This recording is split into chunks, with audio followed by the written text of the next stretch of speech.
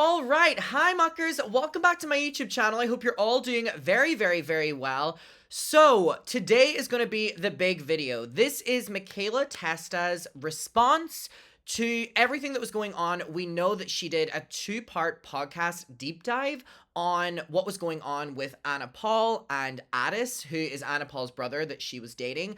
A lot of people have been wanting me to cover the podcast. Apparently, it is intense. We are going to dive into it. We're just going to get right into it because there's a part one, part two. We're going to do part one now. It is 2.5 hours long. We are going to be watching it a little bit sped up just so, I'm able to add commentary and I'm not keeping you here until the end of time. But basically, I am really ready to lock in, and I hope you all are too. I know some people have watched this. I know some people haven't in my community that have been talking about this. Again, this is a whole new world for me. I didn't know any of these people a couple days ago, and truth be told, I'm locked in because this is crazy. And I know that Anna Paul has now made a response, and I know that Addis, the brother, has made a response. There's a lot to get to. So, let's do it. Also, just want to let you know that my Patreon, where we are reacting to Escape the Night, we are reacting to Beast games, Mr. Beast, we do extra videos over there, we do extra podcasts over there, extra videos is linked down below. There is so much content over there if you want to go and support. It is a really big support of me making videos, and I have so much fun over there with all of you. And also, the second leg of the Chronically online tour is on sale right now. It is starting in a couple days. We are starting in Nashville, Philly, Washington, Boston, Minneapolis, Detroit, Chicago, Orlando, Houston, Atlanta, Phoenix, San Diego, San Francisco. If you're in any of those places, please give me recommendations of what to do, what to eat, where to go, what bars to go to, what clubs to go to, where's fun, where's not fun, where's safe, where's unsafe, because I need to know. I have never been to most of those places before. So let's get into this. We are going to watch with captions on, and we are going to speed it up a little bit. And this is called My Experience with the Paul Family, Episode 1, Michaela. This bed, by the way, ooh, this looks comfy as shit. Anyways, let's get into it. If you would have told me 10 years ago when I first came into contact with the Pauls that I would be sitting in front of a camera right now looking like a corpse, haven't eaten in days, stressed, sick, I wouldn't have believed you. And I truly never thought that I would ever speak my story or talk about things that have happened to me or just things that I've witnessed, because I truly believe that I would never become free of my Stockholm, if you will, type relationship with these people. I was manipulated quite well and I was quite loyal. I just want to go with saying that in this video, I do want to put a trigger warning for domestic abuse, rape, blood. Oh my God. Just, anything that could possibly trigger anyone. I want you to proceed to watch this video with caution, and I want you guys to understand that every piece of material in this video is completely authentic, and I have not been reached out to in regards with any legal trouble. I have not heard from Anna Paul, Anna Paul's lawyer, Anna Paul's team, any members of her family.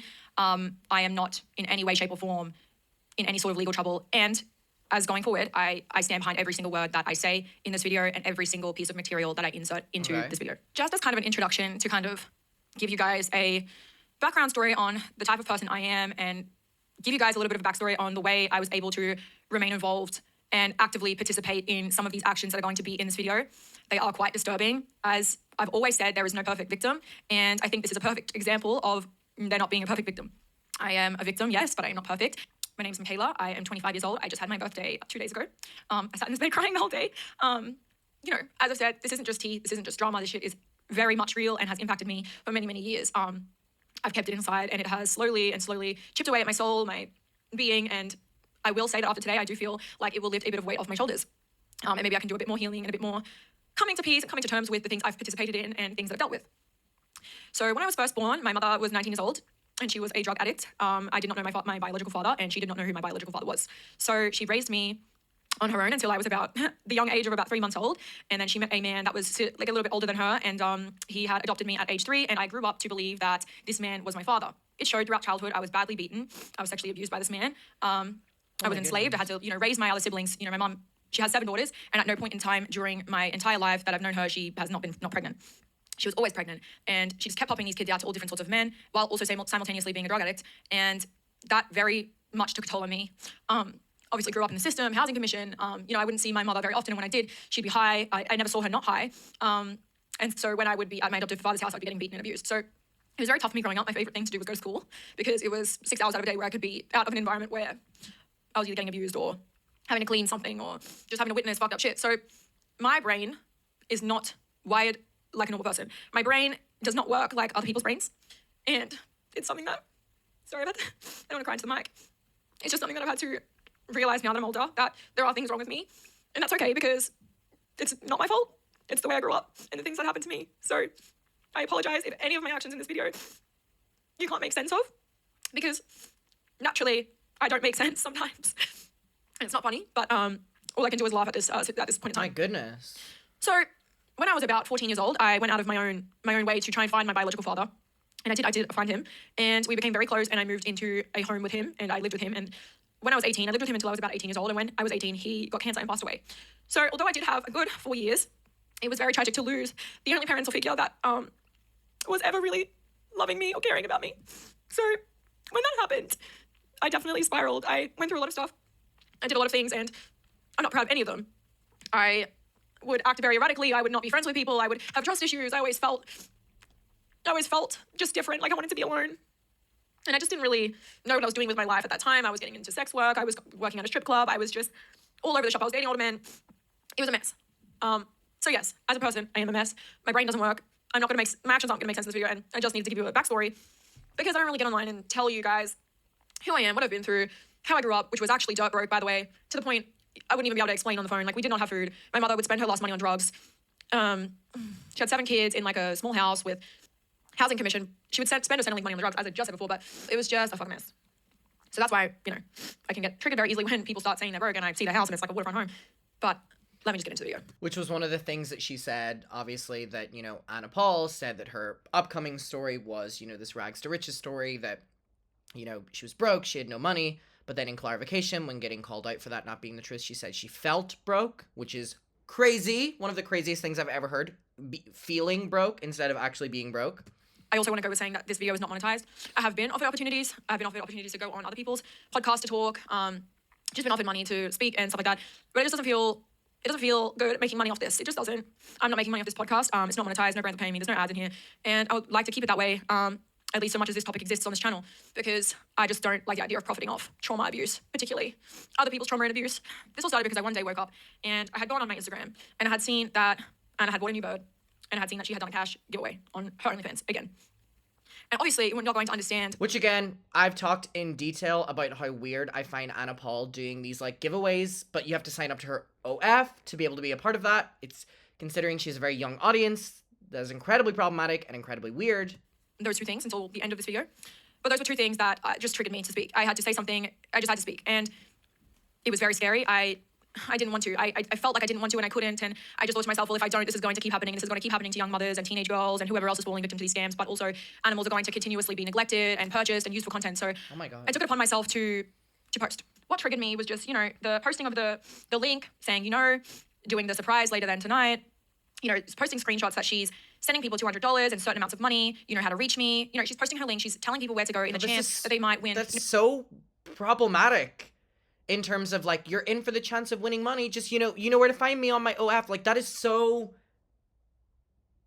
everyone's saying, that's a lottery, specifically in Australia. That may be illegal. But beyond that, it's incredibly, incredibly weird. Even sometimes up to $1,000. And that is just an illegal lottery system. And if it's not illegal, it's definitely wrong. It's definitely against OnlyFans TNCs. It's just wrong on so many levels, considering her following a fan base is just young, single mothers and high school girls and just people that are low-income people. And they are subscribing because you've posted 7 hours prior the link saying doing a surprise tonight. They know what this is because you do this every, couple of months. And that's your whole scheme. That's how you sell subs and that's how you do this. But it's just wrong, Anna. It's wrong, and I called it out, and a lot of people agree with me. So yeah, when I saw these stories, I posted my own story. And I said, this was the first thing I ever said. I said, if you have to incentivize people to buy your exclusive website by running cash giveaways on there and then posting screenshots to your IG so your underage followers spend $10 to hopefully win 1,000, you're basically running an illegal lottery and taking advantage of children. It's gross. Which I wholeheartedly still stand behind to this day. It is disgusting. It is not just me that has come out saying this. It has been many influencers online. But as I said, it's always drowned out by the rally of our brainwashed fans. It truly is. It's truly disgusting. And anyone with a brain could tell you that this is wrong on every single level. But she gets away with it. I also posted this. I said, I'm speaking on this because it's not only horrible, but every time Anna pulls one of these cash giveaway money grabs, my DMs are filled with hundreds of people asking me for funds / help with all sorts of devastating things because they're at a loss from her. If your OF isn't selling and you need to pull cash grabs just to get subs or sell your skincare, then you need to reevaluate. Stop using and manipulating less fortunate people into sending you their last $10 because you're promising a chance at more. I've had enough and I wish more people called a spade for a spade. This is exploitation. Again, it's exploitation. These are so many messages of just people reacting in real time to my stories.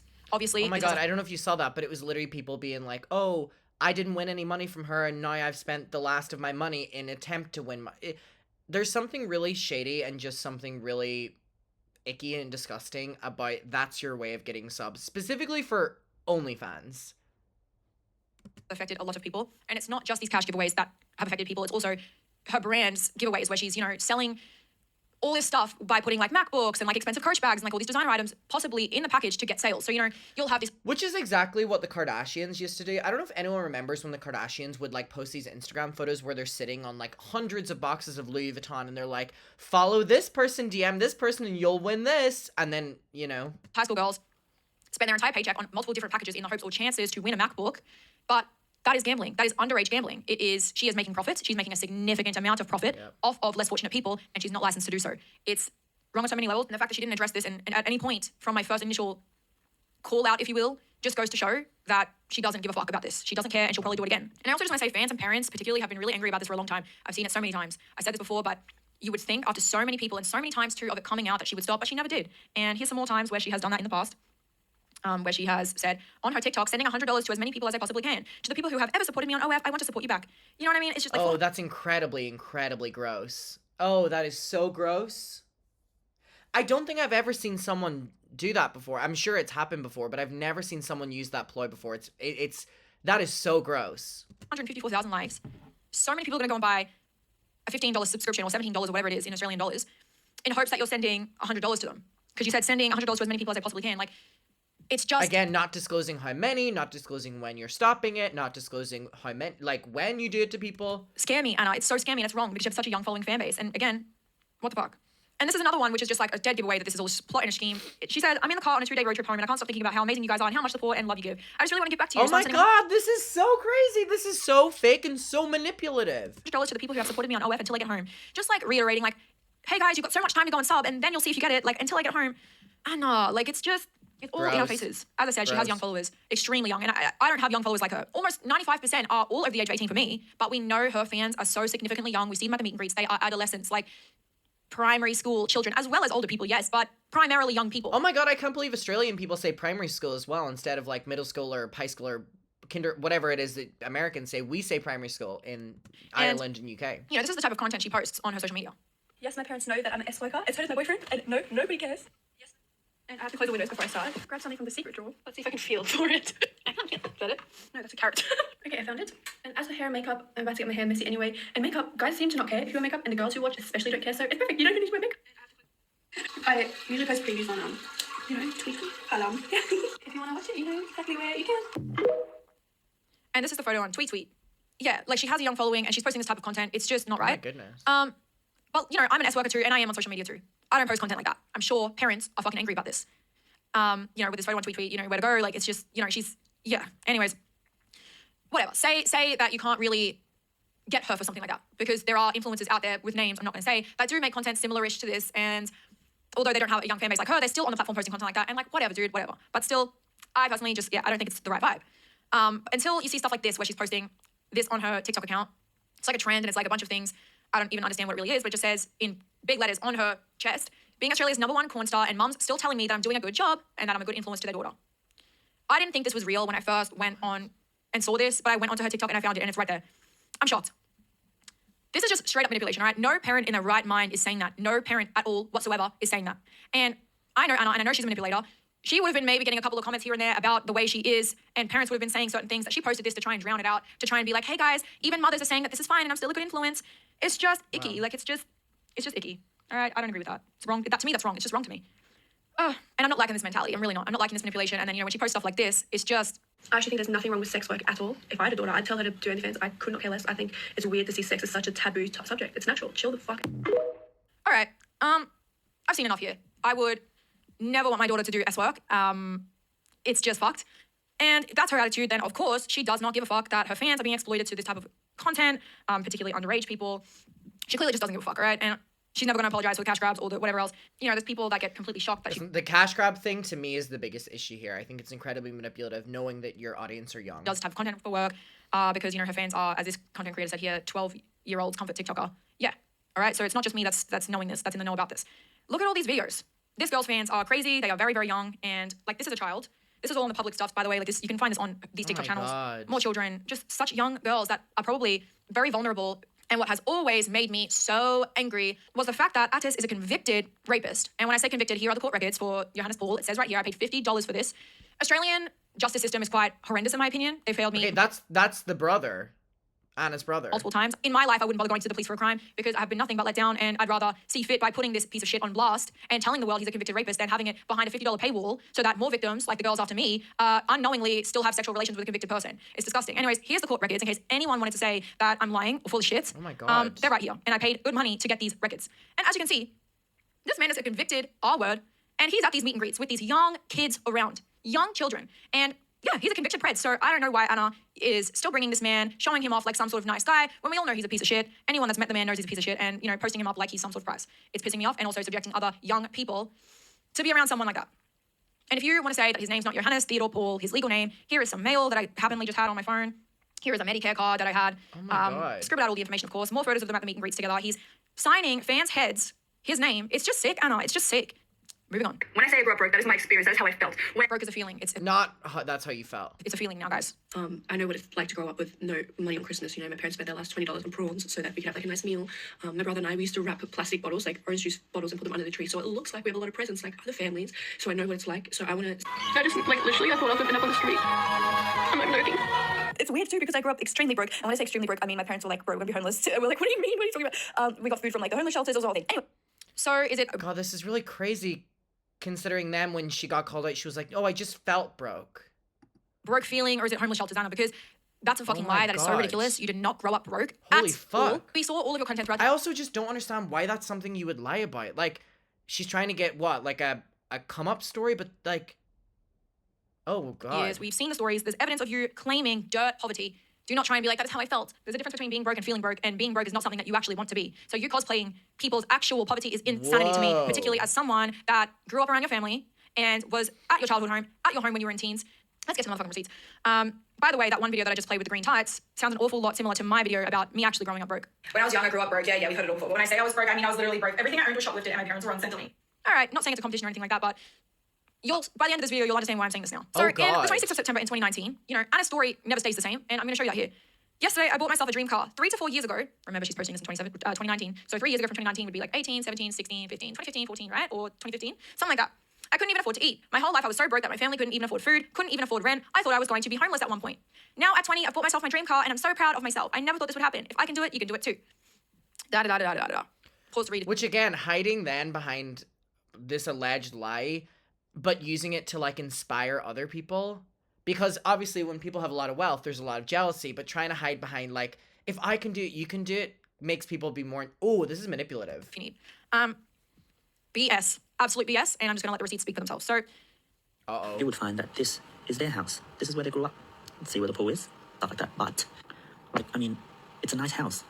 Well, Michaela was speaking the truth. Oh my God. There, that's the kitchen there. Like, it genuinely does look like a nice. all right, so let me just get onto this.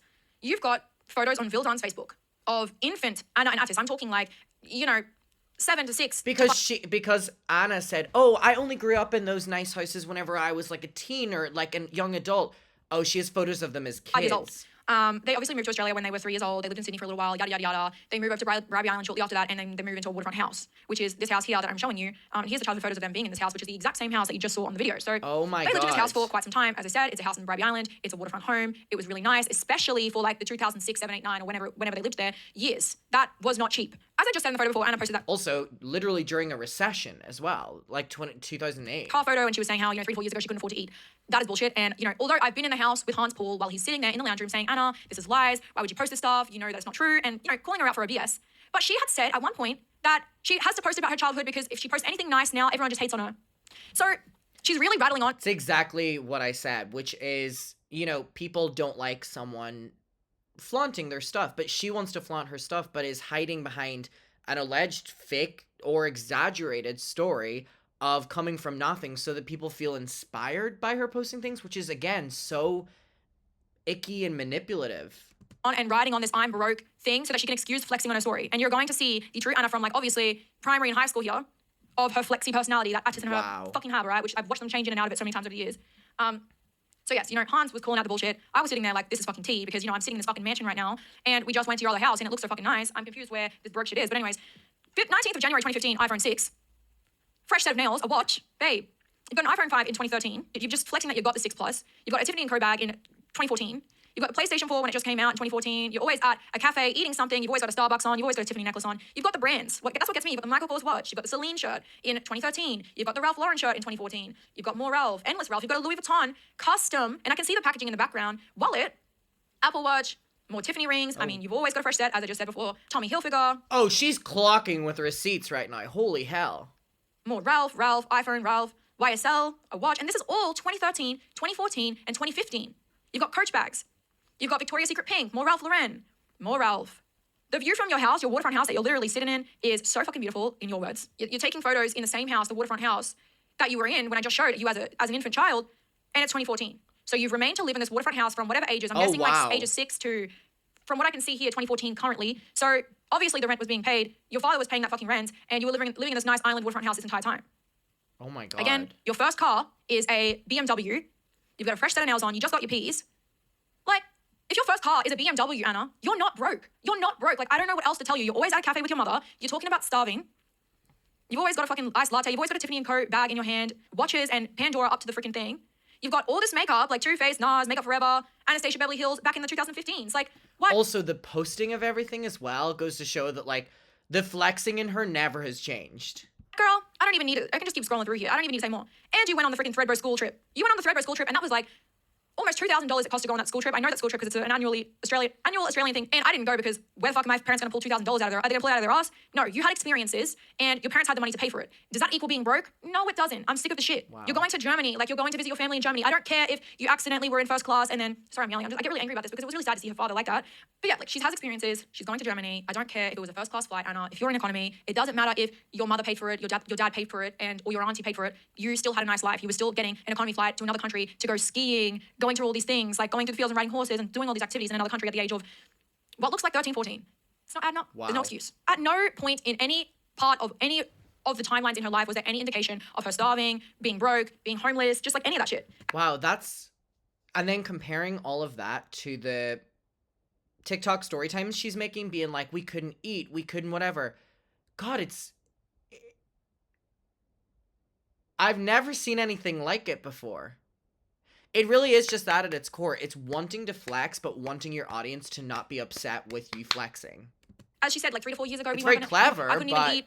You had all these designer labels, all this jewelry. You were living in a waterfront house, and your father has so many different cars throughout this as well. Around like I think 2017, they moved into this big mansion house. It was like literally just like an insane mansion on Bribey Island on the water, newly built, fucking beautiful, right? And that was the house that when I had met them and been dealing with them and all that stuff, I moved into that house. So that's this one right here. You know, it's really not that hard to go and search the canal where Anna Paul grew up. And thanks to Papa, I knew what her house looked like. I found it after 5 minutes on Google Earth. I looked at the listing. It was listed. I think it's demolished now, but it was a $2 million house. Girl, be fucking for real. This is not the kitchen. It's beautiful. You did not get Christmas presents. How are you gonna have a $2 million house and then say that your family doesn't even have a vehicle and that it had to be gifted to you? But then on Papa's Instagram, Yep. he's pretty much posted every single car that he's ever owned. He's had dozens and dozens of cars. He even shared their family cars. If she's tone deaf enough to think that she was living in poverty in this home, she deserves to be canceled. That's also a good thing. Like, if she believes that that is broke...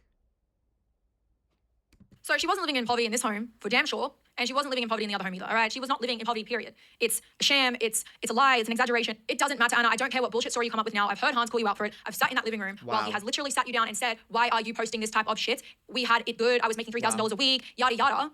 I think that's also something really, like, disrespectful from, like, your parents' standpoint as well, which is, like, why are you lying about the life that I gave you? You know, I worked hard to give you that. Could you imagine being a parent working hard to have, you know, all these nice things for your kid, and then your kid is an adult now and basically saying they couldn't even afford to eat? And I'm going to be able to exclusively say you're a fucking liar. Your father called you a liar. Like, I don't know what else to say. Other than you exaggerate your story just to get away with that you're posting a G-Wagon now and you're posting all this lavish holidays and you've got all this money and you're doing all this nice shit. You have to post this story about being broke and make everyone feel sorry for you and make everyone feel sad to just excuse the wealth and the schemes that you pull almost every fucking single day. Wow. Anyways, as somebody that actually grew up fucking in a shit house, in a drug addict family with 7 children, it was just so tone deaf to see and hear the shit happening that I would get really upset and angry. But anyways, by the way, we just spoke about her car, her childhood car that she's posting, which is like an Astra, like a whole Astra or something. I don't know, correct me if I'm wrong, shit cars. But that's a nice nice damn car. Like, that's a nice car. And this was my childhood car. I went on Google Maps to pull this one up. Colleen Court in Mackay, this was my house. And this was the van that I drove around in primary school until we ended up getting some beat up Commodore that was owned by like 4 different druggies before that with like potholes, like cigarette buttholes in the back. But this is what I bummed around in from my entire primary school like beginning. And I was so embarrassed getting dropped off in this thing. It fucking stank and it was loud. So I don't want to hear BS about, oh my God, we had a whole Nashville win. Again, your dad's posted up on Instagram with all these different nice cars. I'm not even going to put the photos in here because go to Hans Paul's Instagram and you'll see all these cars. He's flexing it all that he's had from before he had Anna and shit until right now. So I'm sick of it. Also, I'm like, why is no one in the family deleted all this if this is the narrative that they're all making money off of? Anna would get Be a caught in little her bit lies clever. when I first moved into the house.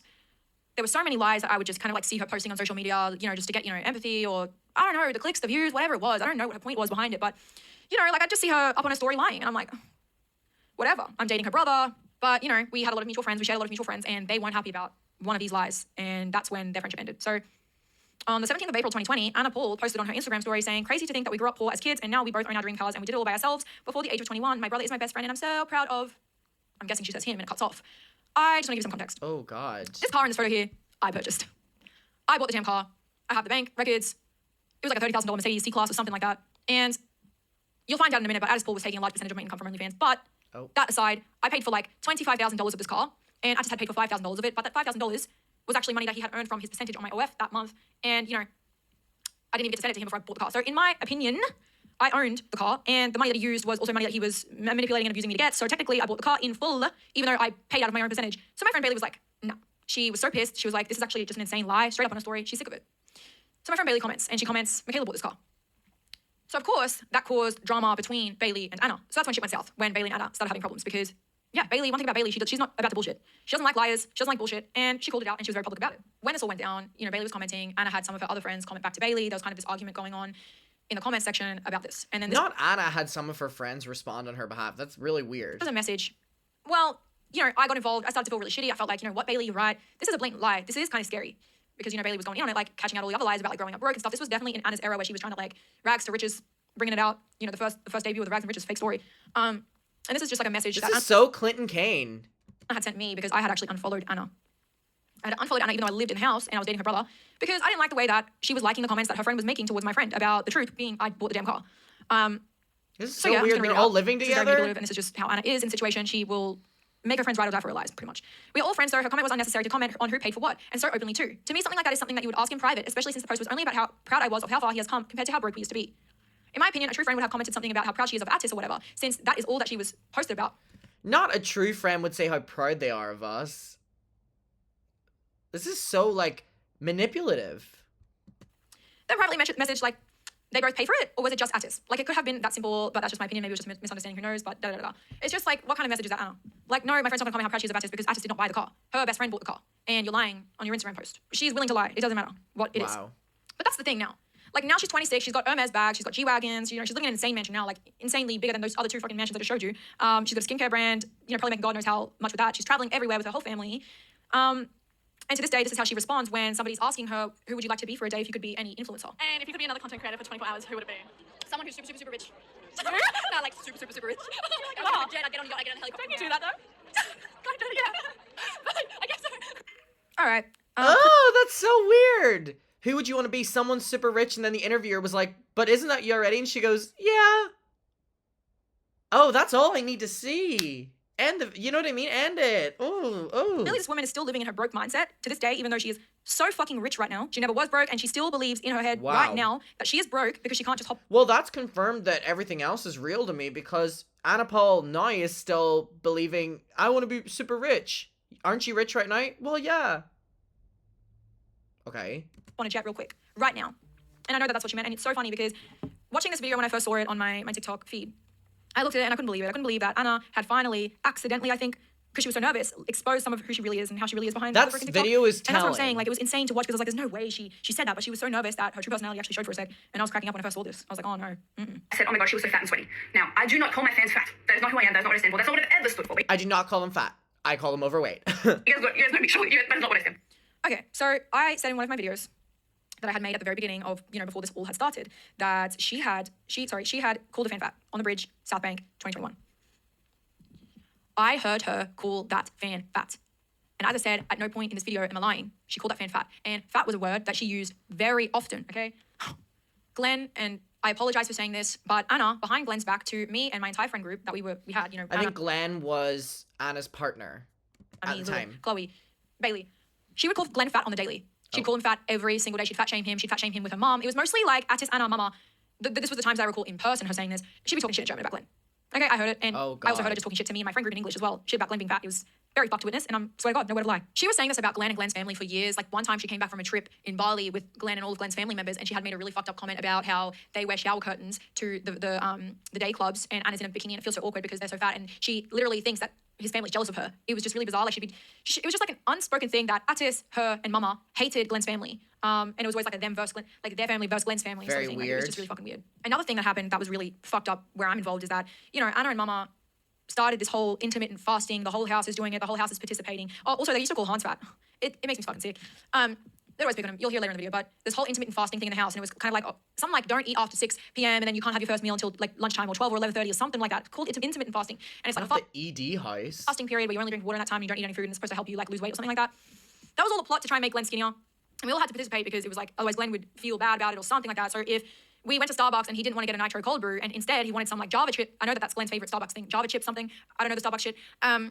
Like she would be pissed and talking so much shit about him later that like he's getting a Java chip drink with like all these calories instead of getting like a 0-calorie nitro cold brew. And because I'm doing this intermittent fasting too, I'm getting an ED from this shit. I'm fine. Like I don't need to lose any weight. I don't need to gain any weight. I'm perfect the way I was. And it was just like, I had to do this fasting thing. I started to lose a lot of weight because shit, I honestly barely even ate just from the stress of the whole fucking relationship that I was going through with Addis. But I was getting very, very, very thin because of this whole like household fasting thing. Oh yeah, I also want to say that like by the way, Anna never confided in specifically me to like talk shit about Glenn being fat or Glenn's family. What the fuck? Not the house of ED. They're setting up this like weight loss camp just so one of them can lose weight. In fact, these are all things that I just like was kind of like witnessing because this is so weird. Mama was so comfortable with the shit that would come out of their mouths. I'd be like in the corner, just as I always was, just a little accessory to Addis, just overhearing all of these fucking horrible things. So you know what? Over time of being with this family, I just knew the second my back was turned, horrible things would be said about my physical appearance and who I am and what I've got going on. And I was right, of course. Anyways, I'll get into it later. Here's a photo of all of us hanging out, by the way. This is Chloe, Lilith, there's Anna, there's also Chantel in the middle here, and Bailey, and then there's me. As I said, we were a big group. We had so many group chats, whatever. Like Bailey would have sleepovers at Anna's house. Lilith and Anna would always go take OF pics together and like Addis and da-da-da-da. But, as I said, Bailey had a fight with Anna earlier about the car situation. So this is kind of what Bailey had to say when she was going off about the car situation and her lying. She is a gaslighter, despite saying that Glenn does these things to her and then she calls Glenn fat and ugly. She is just a horrible, horrible person. And I personally want nothing to do with her because I hate people like that. They scare me. People that are capable of... Oh my God, this is crazy considering that Anna's full brand is being this like nice, sweet girl. Always the way. Things. So here you can see the date. We were saying this since 2020. Like this was a very big thing. She'd be so willingly to call Glenn fat to any new friend that she ever got. Just straight off the top of the thought too. Like it was insane. Anyways, I just introduced you to our friend group that we had, and I just want to introduce you to Lilith here, which is a friend of mine from a very long time ago. Unfortunately, you'll see what happened here. We stopped being friends because of my relationship with Addis and friendship with Anna. But these girls were very close. They would take OnlyFans photos together. They would do collabs. They would laugh and joke and hang out or whatever, have sleepovers. I don't know. Bailey and Lilith knew Anna before I knew her. So I was kind of like a newcomer to the group. Here's Chloe also speaking out now, saying, what she experienced with them. But I want you to listen to Lilith's story that she posted on her TikTok talking about her experience with Anna. And if you want to watch the full video, I suggest you go and watch it. It is quite sad. I will, seeing Lilith cry and stuff really gets me upset just because she's a very sweet person. And, obviously we rekindled everything back in 2022 and we learned the truth. But I just want... me talking about the situation between Anna and Addis, I really wanted to make this video to talk further on it. And you see them continuing being friends, but you're not in the friend group anymore. And you're just constantly in your head every single day thinking, what is truly wrong with me? Why don't these people like me? And then you get a stupid message from the brother that's... This is her video. As I said, go and watch it if you want to know about it in full, but I can summarize it here. Pretty much, Addis would take OnlyFans photos of Anna and Lilith. They would do collabs. They would go on drives. They would go to the beach. They would hang... Wait, Anna's brother would take her OnlyFans photos?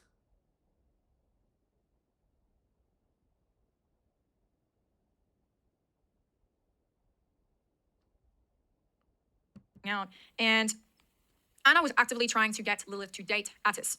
Prior to this happening, Bailey was having sleepovers at Anna's house.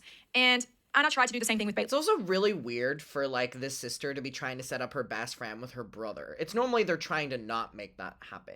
Bailey had a boyfriend at the time, but Anna was always actively trying to get one member from our group to hook up with Addis and date him or whatever. And she would always kind of, like, try to manipulate us by saying, like, I want you to be my sister. Like, I want you to be sisters with me. Like, I think you would absolutely perfect together. Like, he's such a good photo taker. He can take content over us anytime. And we need you to date him because he's such a good photo taker. Just trying to like be bestie with the girl and then bringing her brother around where he's probably flirting with you and trying to wingman the situation. That was something that she did with me, something that she did with Lilith, something that she did with Bailey, but unbeknownst to me at the time. So I didn't know this had gone on with Lilith. I didn't know this had gone on with Bailey. Damn. I was just kind of the newer victim, but I mean, you'll find out in a second. Also, while Bailey was at Anna's house, while she had a man, you know, Anna was trying to push Bailey and Addis to be like together while she was having sleepovers with her. Well, I mean, she had a man, so like there's no loyalty there. And also, when I had come into the picture and into the group, Again, really weird for the sister to be trying to set up her brother with her best friends, just in my opinion. you know, Addis kind of ditched the others and then jumped onto me, and Anna was trying to wingman us together, while at the same time trying to get rid of Lilith so that Lilith wouldn't open her mouth about being the person beforehand, if that makes sense. It's a little bit all of a shot. Oh So my god. she's actually trying to get Lilith and Addis together really hard. They're flirting even, whatever. And then they jump onto me and they decide they want me. But of course, if I hear that he was just trying to get with Bailey and Lilith before this, I'm not going to be wanting to do that, right? So yeah, she made up a bunch of lies, said Lilith said a bunch of shit about all of our group and everyone. So then we're like, Lilith said this about me, bye. And then we were told by them to block her, so we did. And Oh my she god, obviously she's was very like upset and- dictating what they all do to everyone. Ugh. had no idea why she was being blocked and all this stuff, but you know, Anna was telling us that she was saying all this crazy stuff about us, so we all just felt the type of way about Lilith and decided we didn't want to be a friend anymore. Happened in 2019. It's I'm gonna start with my story from like the very beginning. So like how I spoke to them, how I even found them, and then how I moved in and how I got to these points. So I met Addis and Anna online on Instagram in 2015. So Addis was following me on social media, and then Anna soon followed me after, and you know, Addis would be flirting with me when I was 15 years old online, and Anna would be like friendly with me online. So we, you know, followed each other on all the apps. We'd voice message each other every day. We were really close online, and you know, it's really sad to see where we're sitting today. But I also hate this narrative of like how when I started to be in the family, that's when I gained my fame, following, and money, and all this stuff. I'm so sick of this lie. When I met this family in 2019, so I just said that I had an online friendship / situationship with Addis already starting in 2015. I lived in North Queensland. They lived in Brisbane. So although I hadn't met them, I would talk to them, at least one of them, like at least a couple times a week throughout these years. So yeah, I'm sick of that lie that I only gained when I started hanging around them, because in reality, by the time I met these people, I had 300,000 followers on Instagram. I was verified naturally. This was in 2019 before you could pay to be verified. I was making 50,000 Australian dollars on my OF every month. And I had a manager, I had a team, I had people behind me and that were directing me in the right direction. I had properties that my dad had left me when he passed away tragically in 2018. So when I met these people, Addis did not have a social media following at all. He had 3,000 Instagram followers, and he was doing some like e-commerce situation where he was scamming or he lost money. I don't know the story. God. I don't know too much about the scams and shit. But yeah, I'm just so sick of that lie. Like I already had my own stuff. Anna was not doing TikTok. TikTok wasn't really a thing. It was just starting to come out. And you know, she had like 12,000 something followers on Instagram. I can't remember the exact numbers, but she was not this influencer at all. She was doing her YouTube, you know, like micro influencer vibes. And I'm not trying to be like I had a lot more than them, but it was just like I had wealth, I had properties, I had a following, I had a career and a path, and I was doing collaborations with other big names, and I was doing a lot of stuff at the time.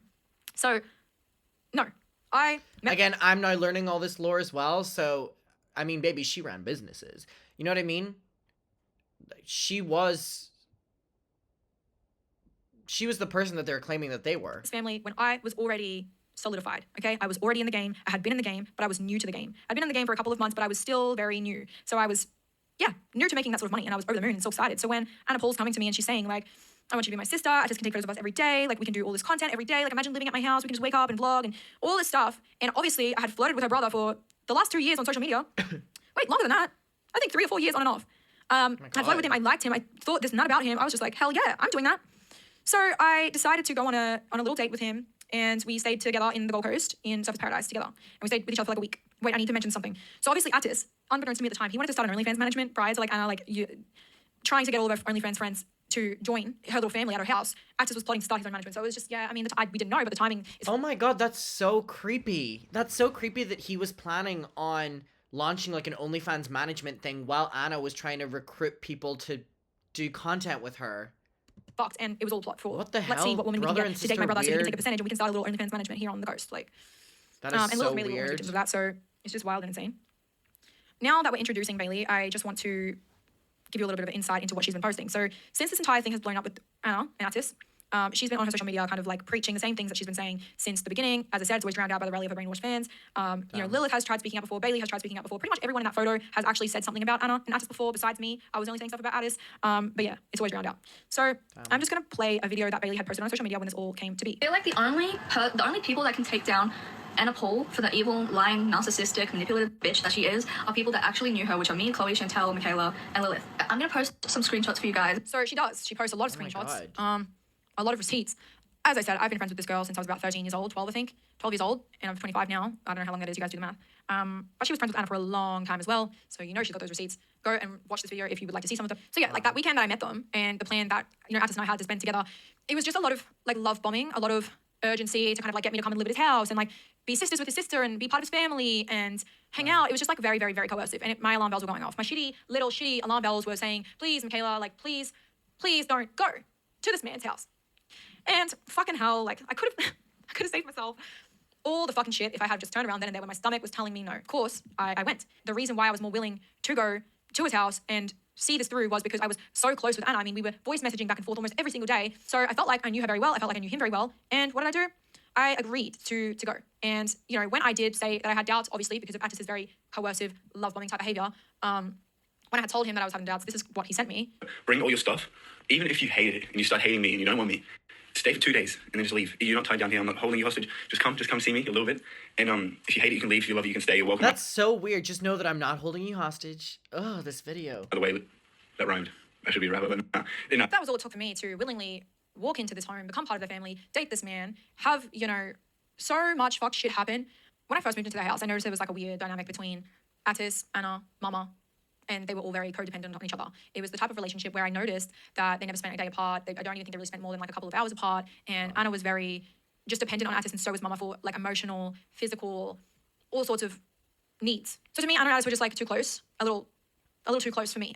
I could never just spend time with Addis. I believe it. Anna was always there. Mama was always there too. So it was just like we did everything together. We would eat breakfast together. We would be in the kitchen laughing together. We would watch something together. It was just like at no moment in the day did we really have time apart from this family until about like 9:30, 10 o'clock at night when we actually went to sleep. And then, you know, we'd wake up at like 8 in the morning and then we're with them again. And it's like all day and it's like again and again and again. So like my social battery from being at this house, what the fuck? particularly when I first got there, was just like being drained because at no point could I like relax. And obviously these people were very new to me. And I noticed very quickly that Anna and Mama were very judgmental. So I was being very, very careful of like just every single move or every single word I said because I just didn't want to be having bad things said about me considering the way she was talking about Glenn and Glenn's family. So battery was low as fuck. And to go back before when I said that Addis and Anna are a little bit too close together, I mean, he took all of our content. He took photos of just Anna for her OF. He took photos of just me. Oh, that's so weird. He's taking photos of his sister for her OF.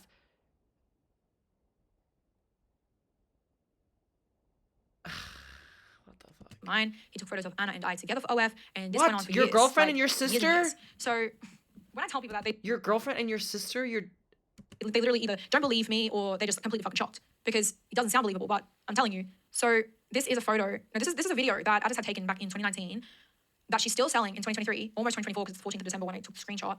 But she's still selling this, and it's a video of me and Anna doing a collab on the website, which her brother took. So you can see right here, I'm telling you, as Paul took this content, he took this of me and he took this of her. He took this photo of Anna and I in 2021, and we're obviously in lingerie, see-through lingerie, white. Yeah, as I said, I just took this photo, and when Glenn found out about this photo, was not happy about it. Anyways, take it back to when I first got at the house. Since living there, I just noticed very manipulative comments like Addis and Anna mainly saying like Addis would kill it on your OF, like you should let him manage you, like he would slay it, not slay because slay didn't exist back then, but like he would do really good on your OF, like you should let him manage you. As I said, I already had a manager. Again, so weird that like your best friend, who's the sister of your boyfriend, is like he should be your OF manager.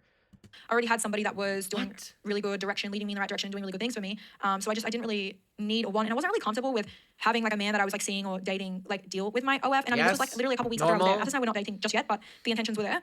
As I said, I already had a manager. I was making like 50K a month. Like I had properties that my dad left me. Like I already had stuff. So it was just like I was on a good path. I had a good system going. I didn't really feel like I just was equipped to deal with my stuff that I had going. And when I had first like showed up to their house, like my manager did warn me. He said like, look, I just have like an off feeling about the whole situation. Like make sure that you're not gonna be leaving me anytime soon. Like I'd really be sad to see you go. And I just feel like these people could potentially be manipulative or something like that. And I don't know, maybe that just came across in the content, but I was warned, and again, went in my ear and out the other as somebody that's abused and manipulated their entire life. They don't even see when it's happening. But when I tell you it was so strong that I was kind of seeing it, like you can't even blame these people for taking me for a ride because I fucking sat in the passenger seat willingly at this point. But yeah, eventually, like literally within a couple of weeks, he was managing my entire account. He was managing my IG. He was doing everything, and he was taking a cut. And I'm pretty sure it started with 20, and then every week it would just be going up by 5%. It was just moving up and up and up and up. And yeah, it was What the fuck? Girl, what the fuck? I'm being trafficked.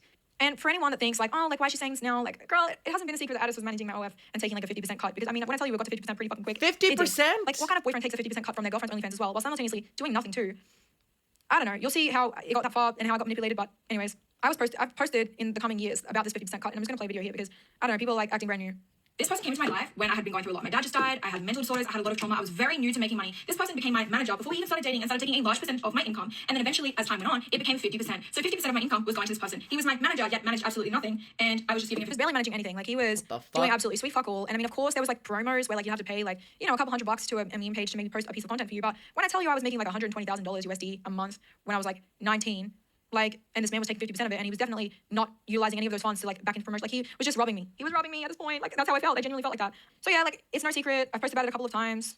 Yeah, another one. I passing the phone to someone who let a man manipulate and scam her out of 50% of her OF money for 3 years. So I publicly posted this as like a trend in like on like January 20th, 2023. I did not give a fuck. I was putting this man on blast. These brain cells just slowly started to come back to me slowly after the breakup. So when I was in this relationship, I had no idea, honestly, that I was being completely trafficked and abused and manipulated. But as I said, like, he would gaslight me and manipulate me into thinking that he's the only reason why I'm growing on social media, when in reality I was just posting content and I was blowing up. Like, I was posting my own, I think I was doing, like, I started doing TikTok in very early of 2020, so as TikTok became a thing, I was just going to the moon, as he would say in his crypto terms. I was just growing very quick. I was growing on Instagram, I was growing on TikTok, I was doing it all, and that's because I was posting, not because he was doing it. I made my own content and like I freaking posted it on my own phone. Like, he did not really do anything at all. Lingerie, what color fucking underwear should I put on tonight? That was the type of shit he did for me. Countless friends were warning me at the time about this percentage and about this situation that I had going on with Addis. And, you know, my friend Bailey would come to me and say, well, he just does not love you if he's taking a 50% cut of your income. Like, he just doesn't love you, Michaela. I don't know what to tell you. Like, this is wrong on so many levels. Like, you know, and I would ask Anna, like, well, why isn't he taking a percentage of yours? And stuff like that. And, you know, I just get the same thing, like, well, I just don't, because, like, you know, like, it was always some BS excuse of why, like, I'm the only one that, like, he's taking money from in such a large amount. And only when my friend would, like, kind of say shit to me would I start to double guess or think, like, is this wrong, you know? And obviously, as my friends were kind of getting into my head and telling me this is wrong and making sure that I was fully understanding the situation of how it was wrong and why it was wrong, you know, I started to say things to Addis, not just my friends. I would say, well, I don't want to do this anymore. I'm thinking of cutting the percentage off. And threats of suicide, fights, domestic abuse would start to happen. And I filmed this podcast, like, I think 3 times now, because every time I filmed it, I'm crying into the mic and it's all muffled and it's not a good audio. So I'm going to, like, try and breathe and, like, digest shits before I, like, be a mess on this thing. Yeah, I had to read the whole thing. Because of crying and all the shit. I need to make sure my head's straight before I even talk. In 2020, July, Isis and I had a argument about OnlyFans percentages and just like some other little BS about lies in our relationship, one of the many things. And I decided in that moment that I wanted to get up and leave. I was sick of having to pay this man. I was sick of his manipulation and his threats to kill himself over like the percentages and shit. And he was just very negative energy. So I decided, I'm sick of the lies. I'm sick of the BS. I'm packing up tonight. I'm going to go home. I'm going to go stay at Bailey's for a bit. And when I tell you, I've never seen a human being so manically scared of me to leave. It was almost like something in his brain just switched. He was just he had a lot of urgency. He had a lot of anger, a lot of, like, just looking into his eyes was so scary.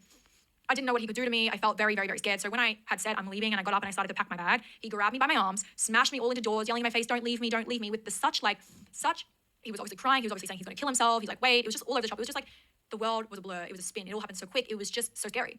And I kept saying, like, no, I'm leaving. Like, no, I'm leaving right now. I'm going to leave. But he's got my arms and he's got my arms so tight and he's shaking and he's, again, smashing me into rolling doors and freaking bedside tables and bed ends that I'm just like, holy fuck, this man, like, I'm so, like, he could easily hurt me. It was just insane. Even after all the scuffling around the room where he's trying to restrain me and get me to stop, like, to leave, I already had an Uber on the way. And obviously he lived on an island, so the Uber takes like 20 minutes to even get there. There's no Ubers in that area, but there was one coming. And I was very lucky to have that Uber. So I knew, fucking hell, there's 20 minutes difference in between from when the Uber gets here or not. I'm going to have to run down the street and get away from this man because he's just going to try and convince me to stay here. So, as I said, he's grabbing me, he's scuffling around the room, he's screaming in my face, he's screaming all sorts of nonsense, saying he's going to kill himself, he's going to hang himself, he's going to jump in the canal, he starts punching himself in the head, he starts physically grabbing my body and I would say physically abusing me, literally. Holding my head, pushing my head down, trying to get me to be small, and it was just sick. And I just remember being in that moment so afraid because this was a side of Addis that I did not ever see, and this was very, very early into the relationship. I knew in the moment when he had already put his hands on me that I was leaving and not going to come back to his damn house. But it was when he went to his bedside table and got a knife out, it was not some BS knife. This was like one of those knives that those teenage boys have that's like for fishing, like an insane one that's like big, like this. Sorry, this fucking mic, like this big. And I remember the handle. It was just very fucking like scary to fucking see this man with his eyes looking so weird and manic and like this urgency. Like when he picked that knife up, I thought he's gonna hurt me with it. So he's like, no, Michaela, like I'm sorry to reenact, but like, no, Michaela, like please, no, don't leave me. I'm gonna kill myself. I'm gonna stab myself in the neck, saying all sorts of crazy shit. You know, there's Glenn and Anna are starting to wake up. Mama's starting to wake up. The whole house is, and I'm obviously screaming too because when he's like pushing me down and like pushing me into walls and shit, I'm like, this man's hurting me. He's literally putting his hands on me. Somebody help! Like someone help me. So when he grabbed that freaking knife and he started like walking towards me with it in his hand like this, it was, and his eyes looked like that. They just went black. His pupils were big. I was like, this man's gonna hurt me. He's gonna physically hurt me, and all it takes is who knows what until I'm dead. But he holds it up to his throat and says, please, like, don't leave. Like, you can't leave me. And he started holding it towards his neck. And I was like, holy fucking shit. What do I do right now? I put my bag on the ground and I said, Addis, please listen to me. Please listen to me. You need to stop. We can talk about it. We can sort it out. We can try and fix it. Because I was like, holy fuck, this is gonna take a turn. Like, I've never seen him like this. He's gonna do something that he's gonna regret. And he's not just gonna hurt himself, he's gonna hurt me too. As I said, he was walking towards me with his knife against his neck. He was also like kind of waving it around, like holding it up and walking towards me. And his bathroom was like his room, his bathroom, and then another bedroom. So he was kind of walking down this whole area through the bathroom with this knife, kind of, I was just walking backwards, shuffling me into the other room while he had this knife. I was just screaming, Anna, Glenn, someone. And I just remember being like, they are gonna think, like, he needs to go to the hospital. Like, he's got something up here. And then, you know, I'm still saying I'm leaving. Like, I still have the Uber, I still have my phone in my hand, all that. And then he just starts to launch at me with this goddamn knife. Like, I don't know what, was he trying to stab me? I don't know. I think he was trying to just like launch at me to like get me. I don't think he was going to stab me with a knife, but I mean, I don't know. He like launched at me, but I ran, I dropped my phone, I dropped my bag, my laptop was in that other second room. So when I was walking into the other room, that door had already been open, and Anna and Glenn were standing outside the door, and I think Mama was there, standing outside that door, just kind of like, oh my God, like Anna was just like blasé. Mama was blasé. Like, I don't really remember what Glenn's expressions were because it was like so black and dark. I mean, this was in the middle of the night, but like I knew that they were kind of like out of their rooms, kind of in that hallway area. And her blaséness shook me. I was like thinking in that moment, is this a side of Addis that I've just never seen before, and this is what he's usually like? Because when I tell you there was holes in his room in the drywall that looked fucking sus, like he was one of those people that like punched holes in walls when he got quite angry. Yeah, I never asked any questions about the holes. I did ask one about one hole, which was pretty bad, and he said that it was his ex. But anyways, so Anna and everyone was there. So then I like went out there. I was trying to talk to them. You know, Anna was just trying to manipulate me to not leave, not call the police, not get in the Uber, to talk, What the and all fuck? sort it out, whatever. So obviously I'm like, fuck no. I'm thinking, fuck no. I need my phone. I need to get my shit. And I need to get out of here because I cannot sleep in a bed with this freak, this guy that just held a knife up to his throat, chased me around with it, beat me, pushed me into walls, bedside tables, and is screaming in my face that he's going to kill himself and he's going to jump in the canal, and he was punching himself in the head too. Like, What the fuck? I was like, holy fuck. I never experienced something like that. And it reminded me of childhood when I'd be getting like beaten by my stepfather and shit. I just didn't like it. And so obviously I ran back into the room. I need to get my phone. My Uber's probably like 5 minutes away by now because so much time had passed. I'm going to get the fuck out of here. I grab my phone. I'm texting Bailey. I got my bag. Addis is talking to Mama and Anna, and I don't know what the fuck's going on out there because I'm not there. I'm just texting my friend like, I need to get the fuck out of here. You know, Addis is abusing me. I need to get the fuck out. I'm going to get an Uber to your house, you know? So he, obviously talking to them for a while, runs back into the room where I am. And, you know, he sees me on my phone. He's like, no, she's actually leaving. Like, he starts to freak out again. So he starts to get really, like, in this such a, oh my God, I don't even know the words to explain. Just a manic, really manic. Like, in that moment, me leaving was like the worst thing in the world, and he needed me to stay so bad that his brain's not thinking straight. He will just do anything to try and get me to stay. So he grabs the knife and he slits his wrist in front of my face. And he's like, please stay, I'll kill myself. He slits his wrist in front of my face. And I'm like, holy fucking shit. I cannot believe that I'm witnessing this. We just went from laying in bed to me telling him that I'm sick of his lies because he had lied to me about something. And that there were so many red flags, and I didn't like that. Oh my God. And I wanted to lower the percentage and yada yada. To now him abusing me, threatening to kill himself with a knife, physically self-harming himself, and just being completely erratic. A completely different artist that I never saw before.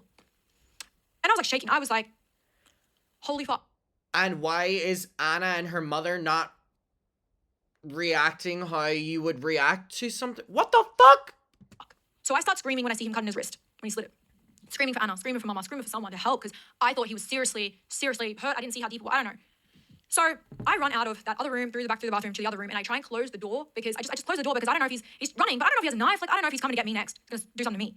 So I'm in this room, I'm going back and forth with Mama and Anna, and then I run out the other way, so then he's like running through the sliding door, and in that, he's like with his split arm opening the door. Oh my God. And I'm just going to show you some screenshots here because, I mean, yeah, we need the receipts, right? What's the story without a receipt? So here's some of the messages where in 2020, I had sent a message to my friend Bailey and I said, I need help. She said, with what, babe? I said, Addis has just abused me and his blood is all over the walls. He stole my phone and laptop. Bailey said, wait, what? What do I do? What's the address? I said, I just found my phone. He doesn't know. So this was when I was in the other room using my phone. She said, should I call cops? I said, I'm going to get an Uber out of here. She said, should I tell his sister he abused you? She said, please do. I'm scared. I'll call cops if I don't hear from you for a while. Why is his blood everywhere? Mick, get a taxi if you have to. What's going on? Do I call the cops? I'm going to message Anna.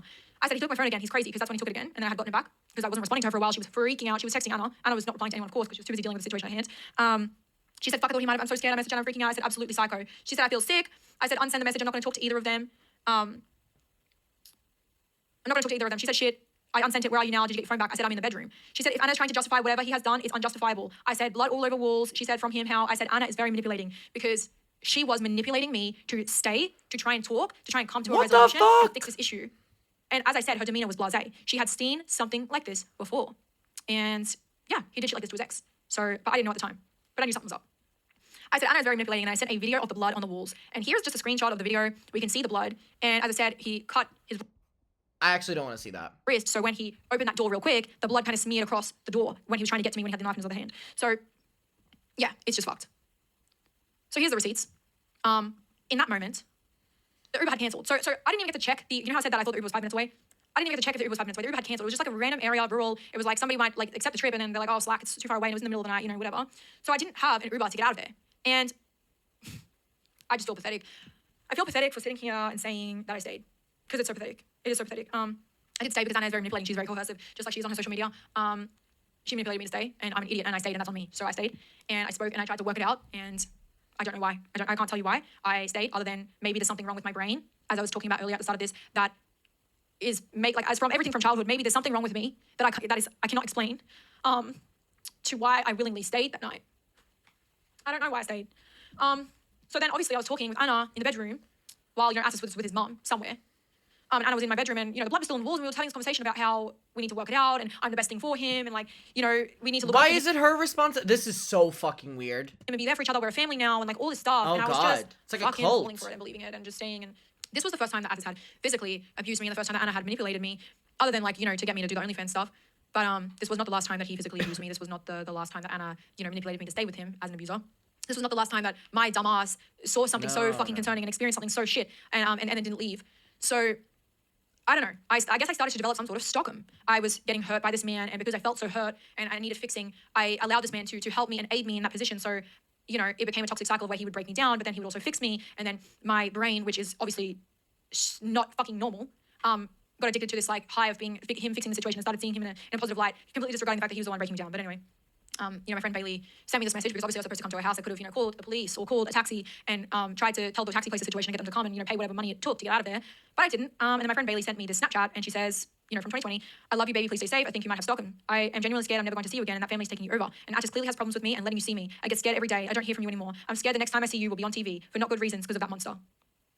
Oh my God. Yes. I know a lot of people that got raised in different environments and they don't have, things wrong with them. How it's easy for someone to be like, why did you stay? This is on you. You stayed with this guy that was hurting you and taking your money and doing all this stuff to you. And I get you. I do get you. But as I said, looking back at the person I was that was experiencing these things, I don't even recognize her. I don't. I think I've just done a lot of healing when obviously in late 2022, when I got away from this family. Yeah. So clown on me all you want. I mean, I deserve it because I knew what it was and I stayed. So here's just more receipts kind of laminating the situation with the knife existing, because I sent Anna a message, obviously, when I was dealing with further abuse and further problems from Addis Pool. I sent her a message saying, definitely remember that knife shoot at the Pimentory, which was what we called the house as a nickname. I said, after that big fight, that's the worst he's done. She responds, and this was 17th of December in 2020. She says, yeah, that traumatized me. I can't even go in that room anymore or smell that room. Oh my God. So this is just further receipts, because as I said, what's a story without a receipt?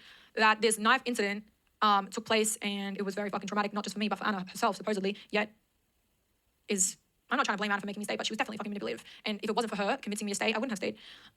Also, in these screenshots, it's just other BS that happened, how I said here, also what's really sad is that he punches himself in the head too. And I scream at him when he does that, and it's always over nothing. As I said, throughout this relationship the entire time, there was always fights that would start because I would try and lower my OnlyFans percentage, or I didn't want to do a certain piece of content. I mean, you're going to see a lot more receipts in the future, but I didn't want to film some certain type of thing for my website. He would get angry at me and start a fight, and then I would want to leave, and then he would do this and punch himself in the head, and he would just do anything in that moment to get me to stay. And because I loved this person and I cared about this person, even just him hitting himself hard in the head with his own fist would make me snap into this protection mother mode where I would need to comfort him in that moment. So although he was breaking me down and hurting me, and I had every right to want to get up and leave, he would bring physical threats to jump off the balcony, even opening up the sliding door and trying to launch his body off the fucking balcony ledge to get me in that moment to succumb and be worried about him and comforting him and being all over him, trying to stop him from doing something. So he knew it worked, and almost every single time he used it, every single freaking week when we would have something. But I mean, again, more receipts just to show that this was, what happened all on the regular, because that should happen all the time. Addis lost all of his money again right before Christmas anniversary, and I had to lend him $5,000 because, he had a gambling problem and used all my money. He would use my 50% income that he would get and gamble it all, and then when he lost it all, Anna is so fucked up for endorsing all of this. he would take my other money. So yeah. Just because, he would threaten to try and kill himself because he doesn't have money on Christmas. And Anna also being rich as well. So it was just this little screaming baby that was just so sorry for himself and would be able to manipulate me because obviously I had love and cared for him again and would just smash himself in the head or try to jump off the balcony or whatever it is. It was everyone's job to keep Addis in check or look after Addis, and it was always about him. So is Addis hungry? I just noticed that his mother and Anna just enabled this behavior, and everything was about Addis, and he got everything he wanted and everything was about him every day. This So family are so how does he feel weird. today? Did he make enough money this week? What's going on with Addis? It was just he was king dingling, and everyone else in the house just had to fucking put up. Not did he make enough money, he's literally just making her money. With shit. As in her money. Sorry, Bobbing. Not Go out of his making way. her money, he's making her money.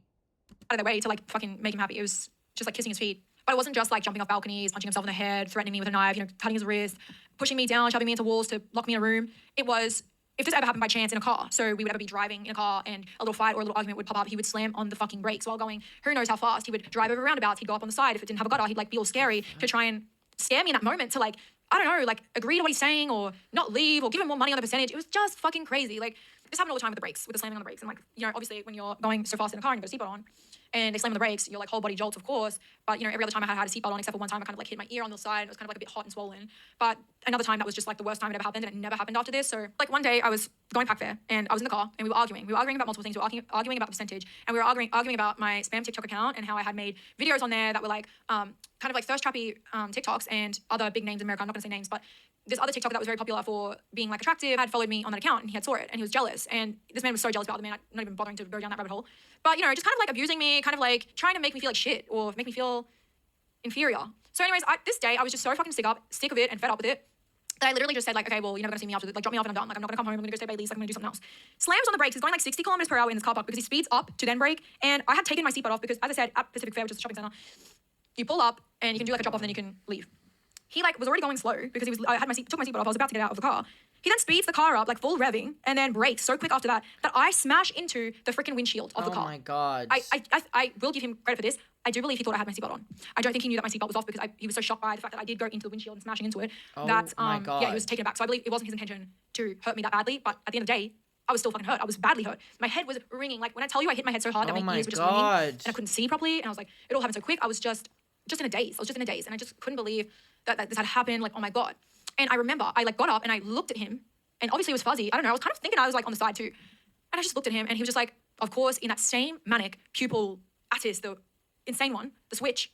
And he was just looking at me and he was just like, no, baby, are you okay? He was screaming. And I was like, oh my God, like we're in Pac Fair, we're in the car park. This is insane. And, you know, that was something that I thought, but obviously my body's fucking ringing. I'm like, holy fuck, what's just happened? Like, he's literally just hurt me. I don't know if my head split. I don't know if the glass is smashed. Like, I'm still trying to gather pieces of information of what's happening here. But all I knew is that he was in that state. He was in that switch Addis mode. And I did not know what he was going to do next. Like, I couldn't predict it. So what does he do? He speeds up the car even more, drives it into, like, whips it into a park real quick, probably not even lined up, opens my car door, pushes my body out the other side. So obviously I'm standing up, but he, like, pushes me out of the car, not, like, aggressively, but he's, like, guiding me out of the car, so obviously I'm getting out.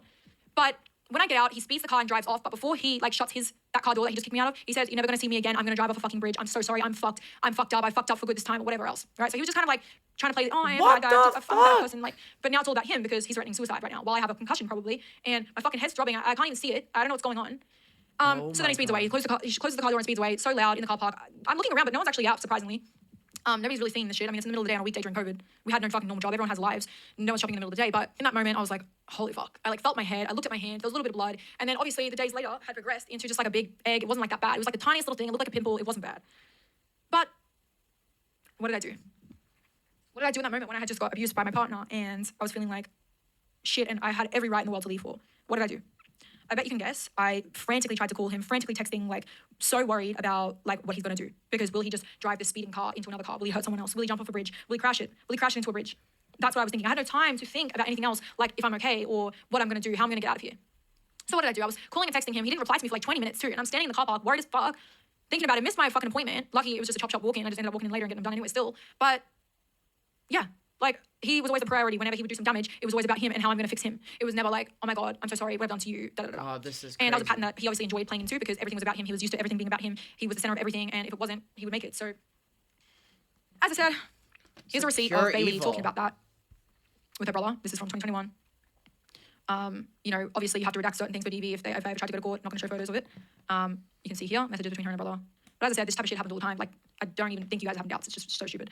So obviously, 20 minutes, he still hadn't heard from him, but I had been blowing Bailey's phone up, talking to Bailey about it. Bailey and I were talking on the phone, so obviously that's a phone call. But Bailey was just so off these people. It was just so fucking, and it was probably so, like, heartbreaking for her to see me continuously go back and stay. And then obviously with this whole situation with the car thing, I had gone to Anna and called her and spoke to her or something like that, I think voice messages. But, you know, Addis ended up pulling me back after about, I don't know, half an hour or so, crying, being like, I'm so sorry, I've just gone home. Like, I'll see you when you're at home. I'm like, I want to talk about it. I'm so excited to see you. And it was just like, back to scratch. Like, well, after half an hour, you're back to the same shit. But I've got a big egg on my head and I'm at my... Again, it's just absolutely fucking deranged that, like, to Anna, this was never something, like, she never looked out for her friend at all in this. Oh my God. Appointment, you know, my face is fucking swollen, I'm fucking crying. And now lady's probably thinking like, holy fuck, what's going on with this girl? She's probably got COVID. Obviously, 'cause this was during COVID times, but you know what I'm saying? Like, it's just so fucked. There would be random times where I'd see like content on like social media that would be like about DV and like victims and like the way the brain works for people with like, you know, the things that have happened to them in childhood. Obviously, I was 21 when all this was happening, like 2021. And I was starting to become a little bit self-aware of what was going on up here and why I allowed this and what childhood trauma can do to a person. So I was kind of becoming a little self-aware when I would see content on TikTok or social media. So even when I'd see like a joke about it or a meme about it, I would kind of like go and deep dive and then I'd realize I'm in a fucked situation and then I'd randomly pack a bag and leave. So because I randomly packed a bag and left one night, and I don't know what day this is because this screenshot, I mean, it's happened all fucking time, I don't know. But, you know, Bailey posted up this screenshot of Addis messaging her because obviously I was gone. I ditched his ass. It says, Bailey, please answer. Mick completely didn't understand a TikTok meme and now broke up with me. She says, I don't understand it either, to be honest. Because anytime I thought I'm being abused, I'm in a situation, he's doing something to hurt me, he's doing something, I want to leave. And I guess that was pretty fucking often. Did I ever successfully leave? Sure, there was times where I actually packed a bag and might have stayed in an Airbnb for a week or two, but I never actually left this man. And yeah, blame me. And you should. You should blame me because whether it's Stockholm, whether it's childhood abuse, BPD, whatever it is, at the end of the day, like, I don't know, I don't want to victim blame. I don't want to victim blame anyone else, but like, it's okay if you victim blame me. I don't care if you victim blame me because I get what you're saying. But as a healed person watching this now, I'm just like, oh my God, I don't care if you guys are commenting like you're an idiot for saying like, yes, I am. Yes, I am an idiot. I've come to terms with that. I've accepted it, so I don't mind. These are just some screenshots of conversation. It also just makes me so sad that in recounting this is how she feels about herself as well, because it's just, God, this is unlike anything I've heard before. Glenn and I were having. Obviously, when this stuff had come out, he reached out to me and we had some conversations about stuff. You know, we've always remained friends. We've always been friends, regardless of, you know, we've been friends since I was dating Addis back in that fucking house. And, you know, although I have my opinions on, you know, whatever Glenn endured from that family, that's not my place to speak. That's not my place to come out. I'm not making anything public. Glenn and I have had our conversations, and I'm just posting these 2 receipts from conversations that I've had with Glenn. I'm not going to be showing any other screenshots because that is a private conversation between Glenn and I, and Glenn, I respect Glenn's privacy. And, you know, if Glenn's out here and he's not saying anything, then that's what he wants to do, and I respect that 100%. Anna's old partner. However, when you have stuff about DV, and, you know, you've got people saying that it's all made up and fake, you know, Anna Paul's Ride or Die, Ratty fans. I'm going to put certain screenshots of Glenn's conversation in here that can kind of give you an idea and confirmation that Glenn did witness these things, of course, and he did a lot to try and help the situations as well at certain times when this would be happening in the room next to him. I don't want anyone to come up to Glenn. Glenn had enough bullying from Anna's fans. He was always somebody that advocated against the violence and would, when he saw it, would come into the room and help. I would also get Anna to go to him to tell Addis certain things because, you know, a man to a man is going to be different. So here's just some screenshots. I was having a conversation with Glenn about another woman that Addis dated after me that has told me some stuff about, you know, shit she endured. And I was talking to him. I said, yeah, Addis just pulled the same shit on her, would punch walls and scream in her face, saying he's going to kill himself, XYZ, you know the vibes. Probably heard domestics from the other room. And he said, yes, of course I remember. Everything we ever did was for Addis, not for anyone else. Oh my God. Facts, dude. When I tell you everyone was just kissing the floor, this man walked on and he got away with everything. I'm not fucking lying. And then, you know, another message that Glenn and I was saying, like that Glenn sent me was, yeah, I don't know, Addis' deal, hey, it was a 27 job to keeping him in check just so that Anna was all right. Fuck being in a relationship with that. So true. Wow. Every other message, not showing. And I'll only be talking when I do eventually get to Glenn in this video. I will be talking from my perspective and my opinion based only. I'm not going to be saying anything else. Okay, I want to just touch a little bit more about Anna, all right? And the thing about her is she only really cared about her brother. Like, at the end of the day, you could tell her, you could cry to her, you could tell her things that are going on in the relationship, but she never really gave a fuck. You could just tell by the way she's talking, because she's always defensive of him. She's always making excuses for his behavior, just enabling it. You tell him he did something that's, like, so insane that you should call the police for it, but she'd also, like, say, like, oh, that's so bad, but, like, you're the only person that can help. Like, you're the only person that can, what that the can be there fuck? and, like, deal with him and, like, keep him alive. Right? So, like, she saw him with this knife incident. She knew about the car brakes. She knew that he was trying to jump off the balcony. She knew I was unhappy with the percentage. She knew everything. And she actively participated in trying to convince me that her brother was a good person and that I should stay with him. And these are some reasons. You know, she was just a person that I knew for so many years that I thought was my friend that was also sisters with a man that was... And this is the person that Anna's, like, lugging around to all of her meet and greets and stuff? Beating my ass and also stealing my money and also threatening, like, emotionally blackmailing me to hand him my money by suicide threats almost every single week. So she was okay. Like, she was okay with me being in the situation. And that's, as a friend, like, is that... Like, was she doing that because she wanted Addis to have money so he wouldn't die? So, like, I'm chopped liver and my needs of chopped liver because it's all about her brother. Like, that's how I see it. So anyway, here's some, like, screenshots of, like, you know, I would tell her, like, Addis did this to me today, and she'd send me, you know, 10 minutes worth of voice messages here. She'd be, like, saying, like, you're the only one that can get through to him. No joke, the things that you say to him could save his life. What the fuck? You're the only one that can get through to him. By changing his mindset now, you could be saving his life of 25-year-old Addis. Like, it's my... This is so fucking manipulative, and her saying, was it just to keep me around so Addis could make money, is so fucking... spot on, but so fucking evil. Responsibility to keep this man alive. Like, it's my responsibility to make his bank bigger. Like, it's my responsibility to do everything for him. It was insane. The manipulation was insane. Like, I just couldn't see it. I would tell her that he's trying to jump in the canal today. He doesn't want to live if I leave him, and I'm so sick of it, Anna. He's been so full on lately. He tries jumping off the balcony at least once a week at the apartment, which was like this place we were at, over tiny little things. I said we always sorted it out, but I think one day he did the suicide threat, you know, talking about that knife incident, and now he does it all the time. Literally, like, every fucking week. Like, multiple times a week, I would say. I would just tell her that he just cries, he's gonna kill himself. Like, these are all different timelines here. Like, this is how often this happened. That's why when I'm just, like, popping all these screenshots up, I could put hundreds of screenshots up here.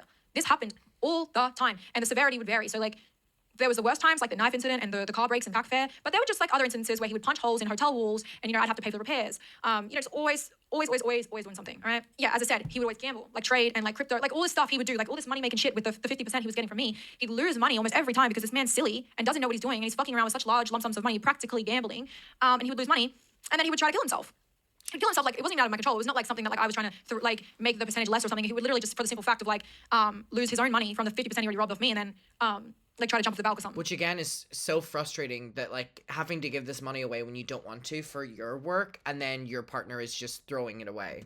Just started saying he's going to jump in the canal because I was upset that he lost money because, again, he would drain his entire bank account. Like, this man had no savings. He would take 50% from me, but he would never save any of it because it was always getting put into investments or crypto or, like, freaking trades that he would lose.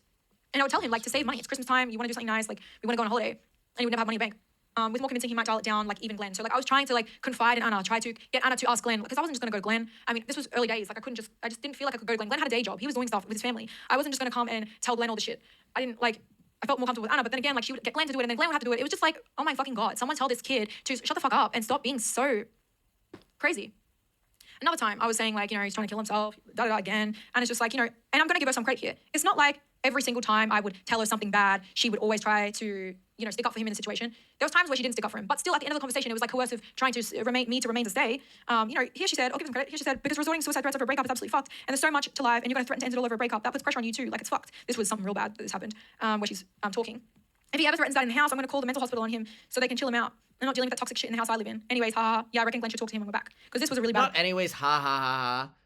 And also just, oh, next time it happens, I'll get it sorted. I don't want that energy in the house. What do you mean? Ben, did she ever call the mental hospital on her brother?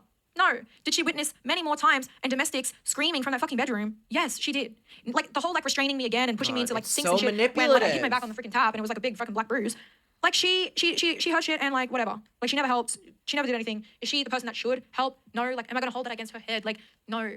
But also, she saw this with the ex. She's an enabler. I'm somebody that's mentally unstable. I've got something wrong with me. I've sexually abused throughout childhood. This is all I know. So as a healed sort of kind of, I'm not perfectly healed, but as a healed-ish person now, looking back, I was just a vulnerable person. I did not see what was going on. I was so addicted to the broken and then the quick fix after. I was addicted to that quick fix, that pain getting resolved, which was from him, which was making it all better. I was just addicted to that. And I'd crave that every time. That was just easy for me to give in and be all good again, Anyways, I don't want to try and sit and explain myself, but... So another fucked up story that my friend Bailey witnessed, where Addis pulled suicide threats, that was very, very abusive, was we had gone out clubbing. We had gone to the bedroom on the Gold Coast, and it's honestly such a beautiful club. It was so fun. I was a bit younger then, so I don't know what it's like now, but... So obviously Bailey knew Addis was very abusive, and they clashed. They didn't like each other. But I would never be allowed to have fun. I would never be able to go anywhere without Addis. I would never be able to go to a club without Addis ever in a million years. But me and Bailey, we were craving a night out. We were craving having fun. Like, we were craving doing something. So what did I do? I tried to make my friend Bailey and Addis make up. And I said, Bailey's gonna come over, we're gonna do our makeup, and we're gonna go out, we're gonna have a good night. Let's get over all the negative shit. Like, let's change our lives. Like, let's put this all to bed. And we were at this club, and I had gone to the toilet. And I came back when I went to the toilet, and I couldn't find Addis anywhere. He wasn't there. He wasn't around. I was literally looking in this club for him, like, where the fuck is he? We couldn't see him at all. Like, he was gone. I don't know where the fuck he was. And I was looking for him for like 20 minutes. He wasn't inside the club, so I presumed that he was outside, and he doesn't smoke, so I was just like really confused where he was, probably cheating. Who knows? So what did I do? I had an anxiety attack after about 20 minutes because I had an overwhelming amount of like people that knew me from TikTok and stuff, like asking for photos and stuff, and like I was just having an anxiety attack in that moment because I was like, this crazy man that's so suicidal, that's so on edge all the time, that can switch, like what has happened? Like he wasn't answering his phone either. So I went home and started driving back to the apartment because I was thinking that's where he would be. Like maybe he got jealous of me and Bailey dancing and he just got all mad and he went home because, as I said, that's the kind of actions that this man would have. Oh my so, God.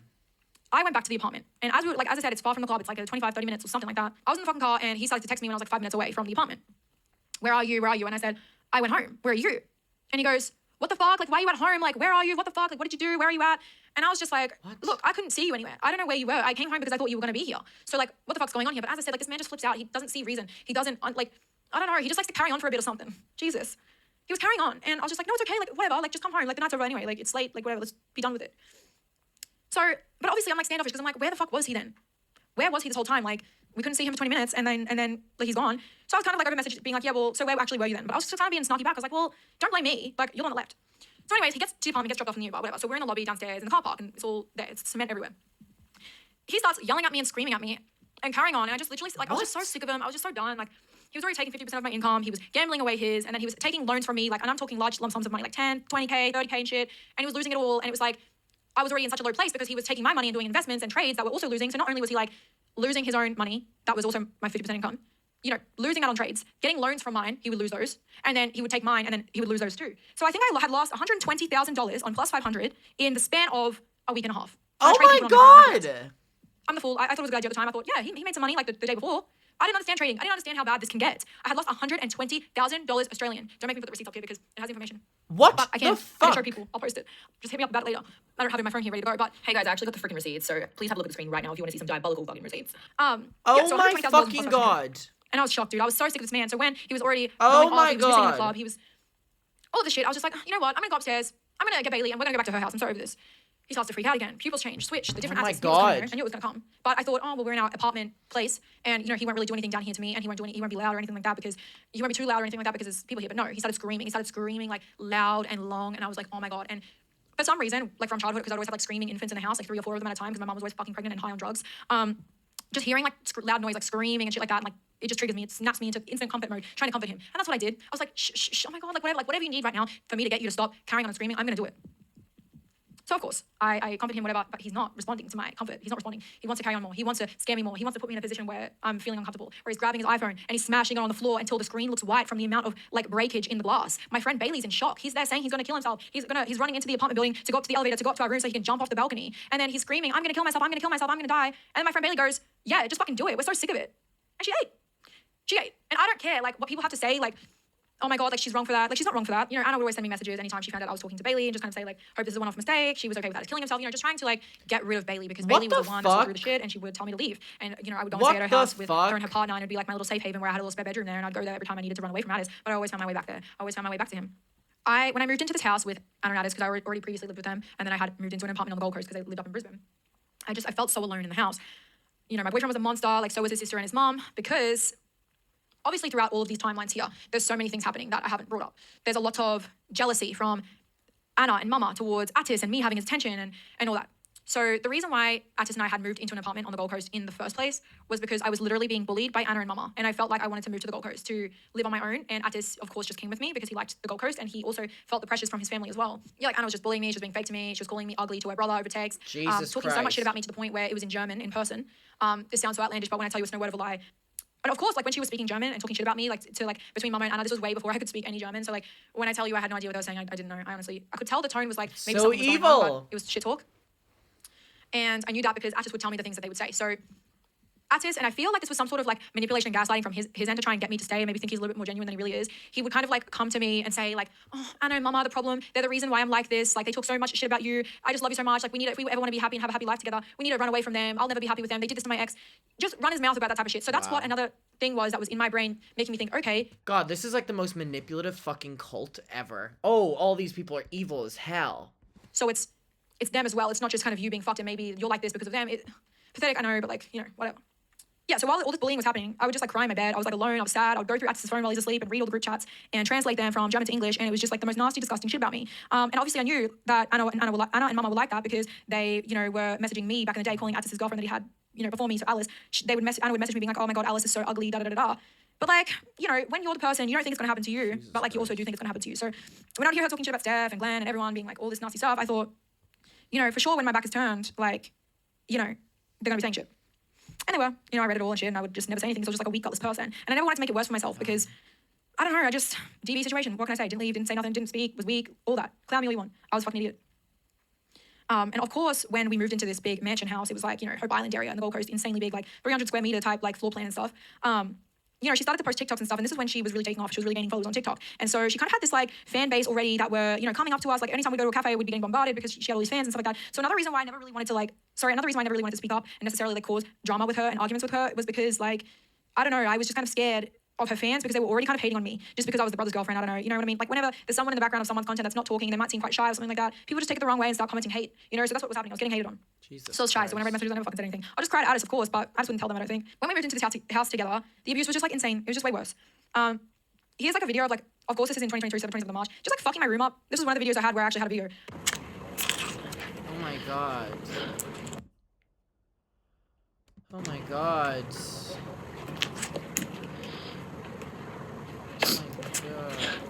You know, ripped the clothes hanger down. You can hear me crying in this video too.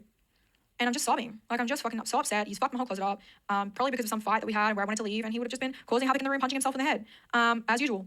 Now I just want to get into some other sort of topic here. And although in the end of this video I'm going to be addressing Anna and many, many other things, I need to address this now. And I need to address this now because it's actually the worst part of this, and this is my main motive for this entire video. I mean, I wouldn't have done this podcast if I didn't need to say the things that I'm about to say. Back in 2021, basically what happened is Addis' ex-girlfriend had started to come out with some allegations against Addis. They were very, at first, superficial, like, allegations. So it originally starts with Alice posting, you know, funny little TikToks, and she might mention in there saying something about, you know, like dating like an older man that kind of maybe took advantage of her and stuff like that, but she never said names. But of course, people from her hometown were like commenting on the video and saying things like, is this Addis? Is this Addis Paul? This is Addis and Anna Paul, you know what I'm saying?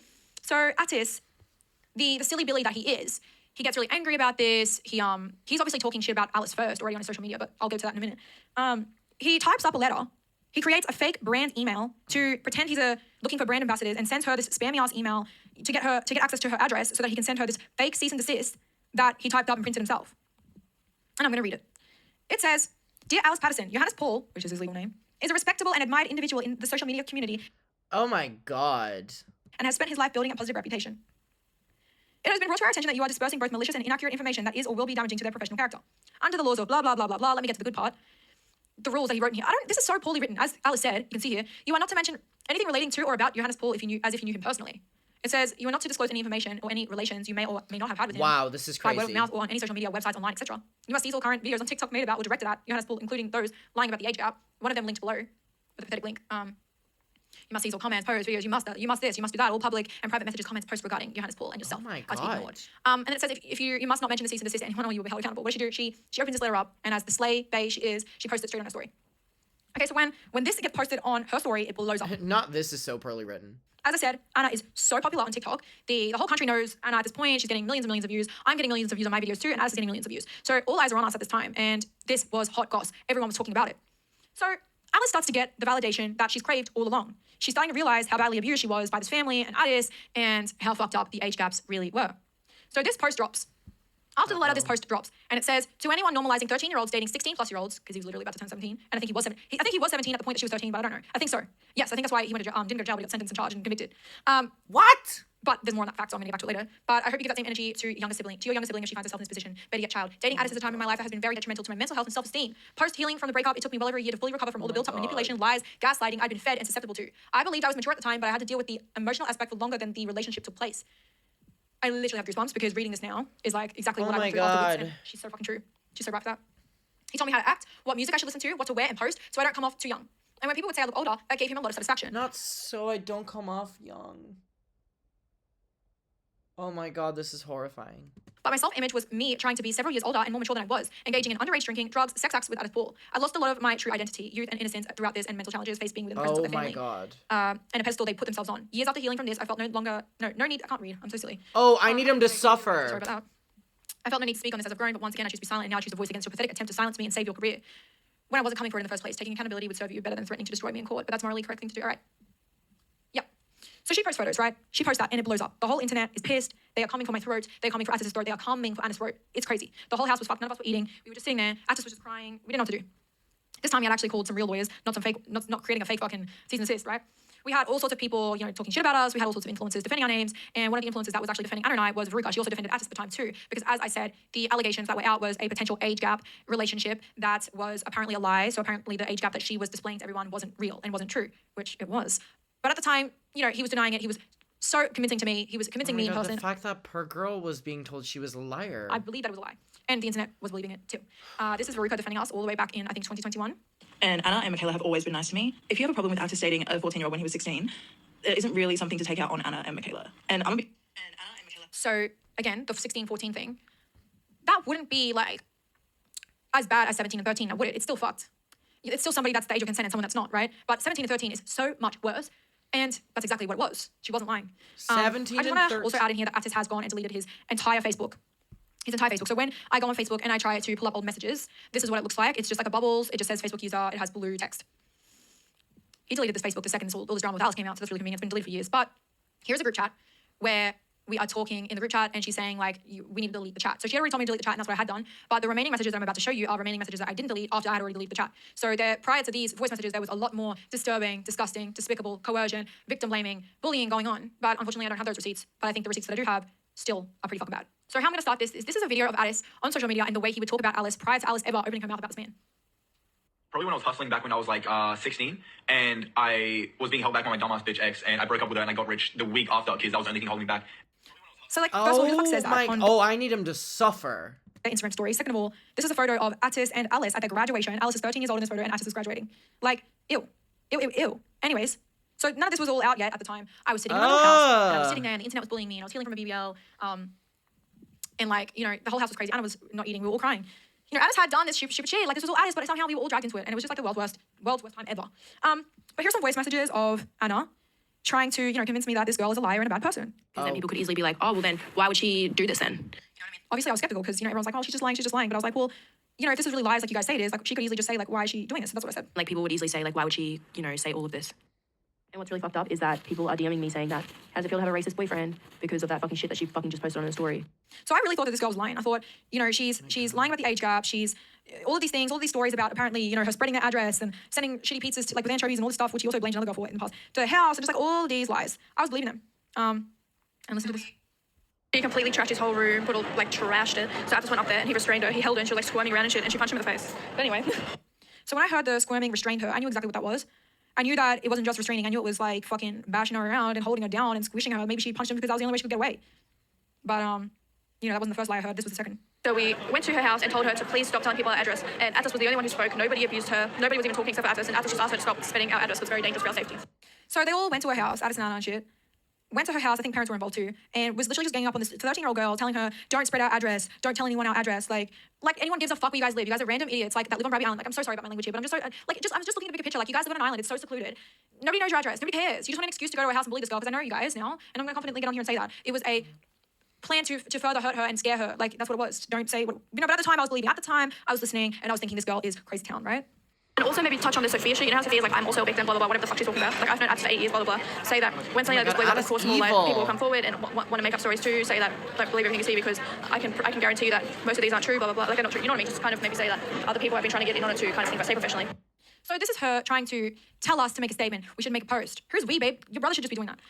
But anyways, I was kind of helping Addis like write this thing together. Like, I wasn't helping that much. I was kind of like, you know, he was writing this whole like, it's a lie, it's a lie, it's a lie, it's a lie, full type situation. But I was just thinking, well, there's a little bit of truth to this, like, because I've experienced the restraining and, you know, all these other little things like that. But, you know, Anna with this was just like, you want to paint her out to be a crazy ex, not somebody that is after fame, because yeah, when you're famous and you say someone else just wants your fame, it makes you look a certain way, it makes you look like stuck up and blah, blah, blah. Like, it just doesn't look good. Of course it doesn't look good. She said, you want to paint her like a crazy ex. So, oh my god, that's so crazy that Anna's like on record saying you should paint her this kind of way. Obviously, alarm bells in my head were going off a little bit. But, you know, I was still a dumb fuck. I was still this dumb girl that was already not okay with herself being physically, mentally, financially abused. I was hearing stories from another woman. There was another girl as well that Addis had relations with prior that he didn't date. That was coming out with allegations, which you just heard the voice message before. So, you know, this shit was getting really overwhelming. In the chat, I was crying. I was sending voice messages like, I don't want to post. I just don't think I want to post about this. It's just getting overwhelming now because, you know, obviously the whole internet was bullying me. They were making up lies about me as well because I'm dating the fucking perpetrator. I'm dating the guy that's a fucking creep and has been doing stuff to Alice. And she was so young, and there's photos of them dating, and then there's other girls from their fucking island town coming out and saying stuff too. So it was just like, you know, everyone hated my fucking guts because I was still, I don't know, standing there. I hadn't said anything yet, but, you know, people were coming for my ass. So I was obviously crying in the group chat saying, like, you know, I don't really want to fucking post. It's just overwhelming. And then Anna sends me this. I can just be another, like, I know posting is so annoying and gross, and maybe Addis can even post. Maybe Addis can post a screenshot. Maybe Addis can post. It's Addis' situation. Maybe all that can be done on Addis' story so that your story stays clean. Because I already said check out Addis' Paul's story, so all my followers are going to go see it, which will make so many people see it, and then that can just be used as evidence to, you know, as I said. So that way it wasn't you who posted it, but people still saw it. Which I'll give her credit for that. That was really nice. You know, I was fucking crying and shit, and she was also saying, like, you know, maybe we don't have to post. Like, I already did. Maybe you don't have to post. I already did. It's gonna be all good. You know, whatever. You know, she said it's crazy how fast people believe lies. This is cancel culture. How are people responding to you so fast? Because they're already putting out a written statement. I just didn't want to, right? Then, of course, you know, the internet does not fucking respond well to any of us.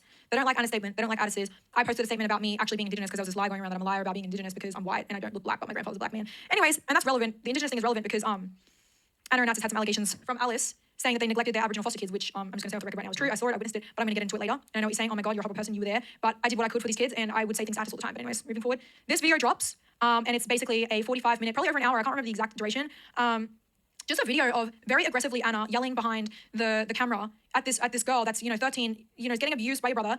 There were so many instances where he, you know, put his hands on her, he did things to her, he would slam the brakes in the car. This information wasn't out till later, but you know, he did exactly what he was doing to me to this girl, but worse. Because on one of Anna's birthdays, I think 19th birthday or 18th birthday, they went to the Gold Coast, and, you know, Anna would be getting drunk on her birthday for her YouTube vlogs, content, this and that. You know, as Alice said before, she would engage in this underage drinking. She would get drunk, and then Addis would do things to her while she was asleep from being drunk. So Anna knew all this. It was all things she witnessed. She knew the real ages. She was okay with lying to my face and saying that the ages were lies. She obviously went to school with this girl. Addis and her went to school together. She knew the ages. But this is the video that she posts on YouTube, victim blaming her. Addis is in the video for like 2 minutes. I'm in there for like 2 minutes too. And obviously the biggest issue people had with Addis and Anna and me were the ages were so bad and so wrong, and they were 17 and 13. Addis was telling me something like, oh, she was turning 15 and I had just turned 16 or whatever the lies, bullshit, I can't remember now, so long ago. The ages. And so when I'm watching this be filmed, because obviously I participated in the video, I was in there for a couple of minutes, I basically said a little piece about, hey guys, I'm actually Aboriginal, put a photo of my grandfather up, and then I said I'm a victim of SA, so why would I want to condone this? I'm a victim too, type thing, which looking back now, let's get the girl that went through some sexual assault from her siblings so that we can put it in the video and make it look like we ride for a victim, we ride for an indigenous person. Oh my God, like I literally can't breathe. Anyways, Yikes. this video drops, and as we're filming, Addis's energy is just so weak, piss weak. It's just piss weak behind the camera. It's like BS. He's like looking around. He's like talking about the ages. It just looks like the energy's not there. So I'm behind the camera and I'm like, where's this energy? Scare her more. If this is really fake information, if this is really bad information, say something. Say something. Like talk properly to the camera. Like he's not talking properly to the camera, and he's not saying anything like this is a lie. He's not saying anything. He's not like saying to her and scaring her like there is repercussions for lies. Like there's none of that. And so Anna speaks for 40 minutes, and this is what she says. I think you guys should maybe try and go and look up the real full version of this video. It's out there. This is just a snippet, but it's just an important part of the snippet. Addis was born in 2001. You were born in 2004. Addis was the graduating class of 2017, but he was younger than everybody in his grade. But you also don't want to say that. All you say is he graduated in 2017. He was Why is Anna the one doing this? in grade 12 and I was in grade 8. He was in this grade and I was in this grade. Grades do not matter in this situation. The ages matter. But you are manipulating the situation by continuously telling everybody he was in grade 12. He graduated in 2017. What? That doesn't matter. He was younger than everybody in his grade by a full year. But you know that nobody knows that. So you continue to push this narrative of I was grade 8, he was grade 12. When Why you is know she that he was younger making than everybody in his grade. this? Addis graduated when he was 16 years old.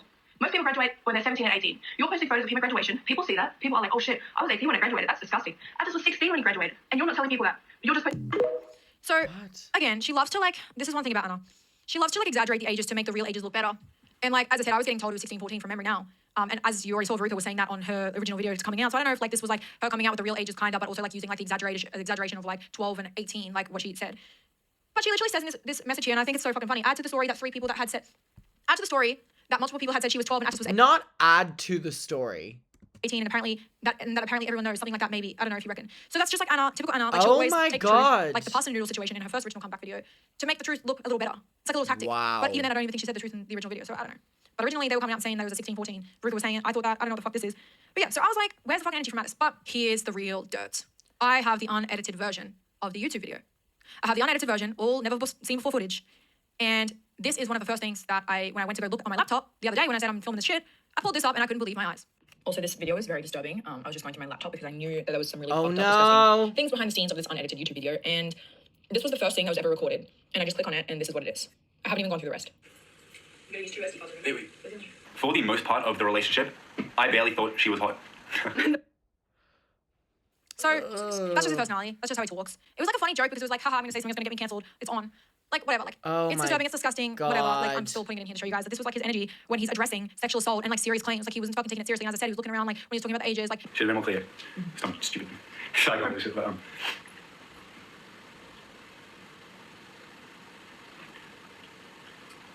Here is the definition of what a child groomer truly is, and I'm going to be reading it off of my phone. If it progresses to a larger extent, it will be out of our hands, and that's just me being honest with you. Anna did all the dirty work for him, as she always does, because she enables his fucking disgusting behaviours. And that's exactly why she's getting dragged in this video too, because not only is she a disgusting, disturbing person on her own, but she's done very disturbing, disgusting things by knowing the truth about Addis and knowingly enabling and covering up his fucking bullshit and lies. And I'm not saying I'm innocent. As I said, I'm sitting here and I'm behind the camera thinking, where's the fucking energy? If she is lying, say something scarier than like, oh yeah, like it's just not true. Say something like, we're gonna take action. We're gonna take legal action if this is a lie. Say something that's actually fucking worth it. We got to say, we can scare a little bit more. We convinced our lawyer, we thought we told our lawyer to make a video. we pitched the idea to our lawyer. We would prefer to make a video, so that everyone still has a chance. To still give a chance for because that's what we do. We make videos. We convince them. Please let us try to resolve this ourselves with a video. God, this is crazy.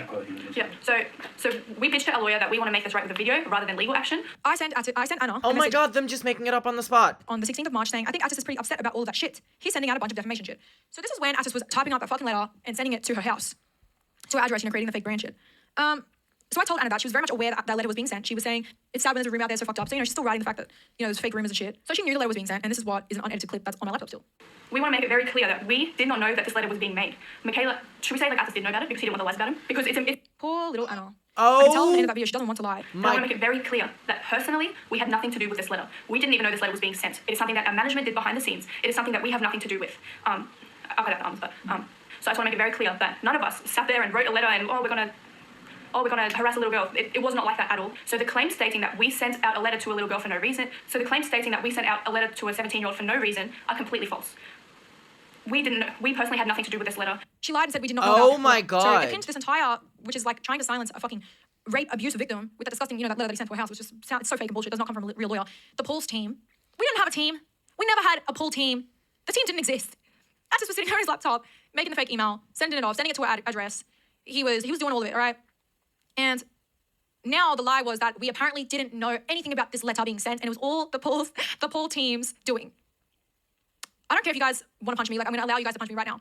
Yes, I sat in the house and I let this lie be said in front of my face and I didn't say anything. But as you can see from this text message, she knew that letter was being sent, and then she's willingly going to lie to her fans. Make it very clear that we did not know that this letter was being made. Michaela, should we say that Addis did know about it because he didn't want the lies about him? Because Wow. And as I said, you can see at the end of the voice message, she's trying to really convince because obviously Addis did not want to take any blame for that letter. She said, well, someone should take a little bit of the blame. Also, she's really evil for sitting down and filming that video and like doing Addis, at that least. for him. But we all fucking knew it was being sent. We all knew it was being sent. There was no pause team. The pause team doesn't exist. Case closed. So, another thing I want to touch on. Another big narrative that in that video that was used to try and There's more? you know, make everyone believe Addis, Anna and I instead of Alice was that, you know, so her Instagram had bots on it. So someone sent bots to her account. It was Addis. I watched Addis send bots to her account. He was trying to ban her Instagram account because her Instagram account was posting a lot of like receipts and all sorts of shit. And like when I tell you there was millions of people at her throats, millions of people were at her throats, he would have done anything to delete her account. He would have done anything because she was gaining followers naturally. She had like 60,000 followers or something. So as I said, yes, I watched Addis literally buy bots to her account. So he was trying to get her deleted with that. And I one of her was saying like, yeah, fine. Like it's not the biggest deal in the world that someone could buy someone bots. Like I've received so many bots in my life from people I don't know who the fuck, like people I guess I'm fighting with. That's why my Instagram dropped in 100,000 followers on Instagram by a random day because Instagram rolled out a feature where I can delete all the bots. But I specifically remember Alice being on Instagram being like, who is sending me all these Indian accounts? They're all commenting shit. They're all following. They're all her likes on her photos have like 80,000 likes and stuff, which is obviously fake. It's obviously bots. And so he was sending her the bots, trying to get banned, trying to make her look a certain way. And as I was just saying before, I'm not trying to be like, oh my god, he's so bad for sending bots, which he is in this situation. But I've received bots many times before. I know exactly what bots are. I've sent bots to people's accounts before when I'm fighting with them, when I'm pissed, like, fuck you, bitch. He has like 20,000 followers and they're all fake accounts. Like, people have done it to me. I've sat there. It's the most annoying thing in the world. I have to remove them all, whatever. But he did this, and Anna knew about this. I just did this so that it looks like she's after fame, or she's fame hungry, or she's money hungry and she's fame hungry, and now she's doing this. Which, back in 2021, like, these young fans, they're gonna hear that and they're gonna be like, yeah, she's buying followers on her Instagram, she's clout hungry, she's money hungry, and it works so perfect. And I want you guys to kill me because, yeah, I knew this and I fucking didn't say anything. So this is the video that Anna, unedited version, of course, where she's actively fucking spinning this whole narrative that she's a money hungry, clout hungry, she's lying straight through out of her teeth because she knows Addis bought bots to her account. BuzzFeed, is it BuzzFeed? No, it's not BuzzFeed, it's Buzzweight or some shit.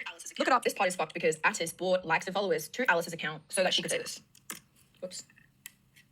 And even this morning, she was buying likes and followers on her Instagram, which this is irrelevant petty shit, right? But when it comes into the story of her doing this for wrong intentions, it makes complete sense. You know, having a large, she didn't buy followers to get her voice out there because followers, they're not real people, right? She just wants a bigger number next to her name, which is why we think this whole thing started in the first place. As old friends have said, she's jealous of the fame so of a evil. lot of petty stuff.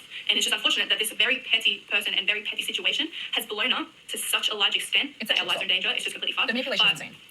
You know, she's buying followers now. She has now wanted to come out with her own business endeavor, literally one day after this whole happened. She's now saying that she wants to come out with her own business endeavor, literally just after this. So, like, I'm not gonna lie. Oh my like, god, she is like fucking evil. Sitting there and I was like, oh my god, this is like real deception in the real flesh, real fake, real fucked up stuff. And like, obviously, I knew I just bought bots to her account, whatever. And as I said, I've received bots. It's the most annoying fucking thing in the world. But it's not even gonna delete an Instagram account. Like, people have sent me 200,000 bots before in a day, and I never fucking deleted. So I don't know what the purpose was, other than, which I knew they used it to their advantage, saying that she's a clout hungry, money hungry person. So Anna Paul, what the fuck? You knew that. You painted the picture, and you did it all for your brother's protection. When you knew the ages, you knew what you did. You knew there was domestics. You knew that I was going through domestics, and you actively sent all of your millions of fans to go and bully Alice Patterson, a 17-year-old victim of your brother. Jesus Christ. So we decided to drive to her house to tell her to please stop spreading our address. And when I say we, I mean myself, Addis, Glenn's older sister, Glenn's sister, and their family friend. So it was Girl, five of us. get your It was narrative. 5 adults going to confront a 14-year-old. And I fully understand how that is just inappropriate. Being older now, that is something that we shouldn't have done. Like, I realized that we did it to intimidate her, but come on, she's 14. But, okay, because we have to take accountability. I'm gonna say we didn't talk, we were just there. Not, come on, we've got to take it. Oh my god, she's so evil. It's disgusting and foul. And not once have you ever taken accountability, and that's why I'm putting you on show today. By any means. By any means, am I an innocent person in this? I'm not. I'm not an innocent person. I fucking sat in the YouTube video for a couple minutes. Even just me showing my face in that damn YouTube video. I should be responsible for the entire YouTube video then. No matter what, because I was still sitting there thinking like, well, if this is fake, say something, do something, like, be for real, you know? Well, where's the energy? Scare her, like something. But like, you know, yeah. I'm not someone that you should look up to because he was hurting me and he hurt me after this too. Boy, did he hurt me after all of this. I mean, he never got better. He only got worse in who he was. And you know what? I believe that's my karma. I believe I deserve every single little fucking piece of that shit. Because yeah, I sat there. I was a bystander. I was somebody that saw all of these lies. Not all of them. I was deceived to some extent. Yeah. So I'm no innocent person here. Quite some time had passed, and yeah, as I said, some of the things that were mentioned, which I specifically remembered, were about the Aboriginal foster kids. That was something I witnessed in my own fucking experience. The slamming on of the brakes, that was happening, but the big one hadn't happened yet. It was just the little ones. And then, you know, Addis, while she was under the influence of alcohol and passed out half awake, R-worded her. Now, I need to pee, first of all. I need to go away right now because I'm going to cry. I just have to be 1 sec. I need to refresh. Okay, Now, that's part 1, and I think part 2 is also 2 more episodes. Oh my god, okay, so there's more to come. Wow. Anna Paul and her brother are pure fucking evil. Wow. This is unlike anything I've seen before. And she's like Australian sweetheart? Wow. Muckers, let me know your thoughts on this down below. Wow, that was intense. And I'm gonna go watch part 2. I will see y'all very soon. Oh my god, please let me know your thoughts down below. And goodbye.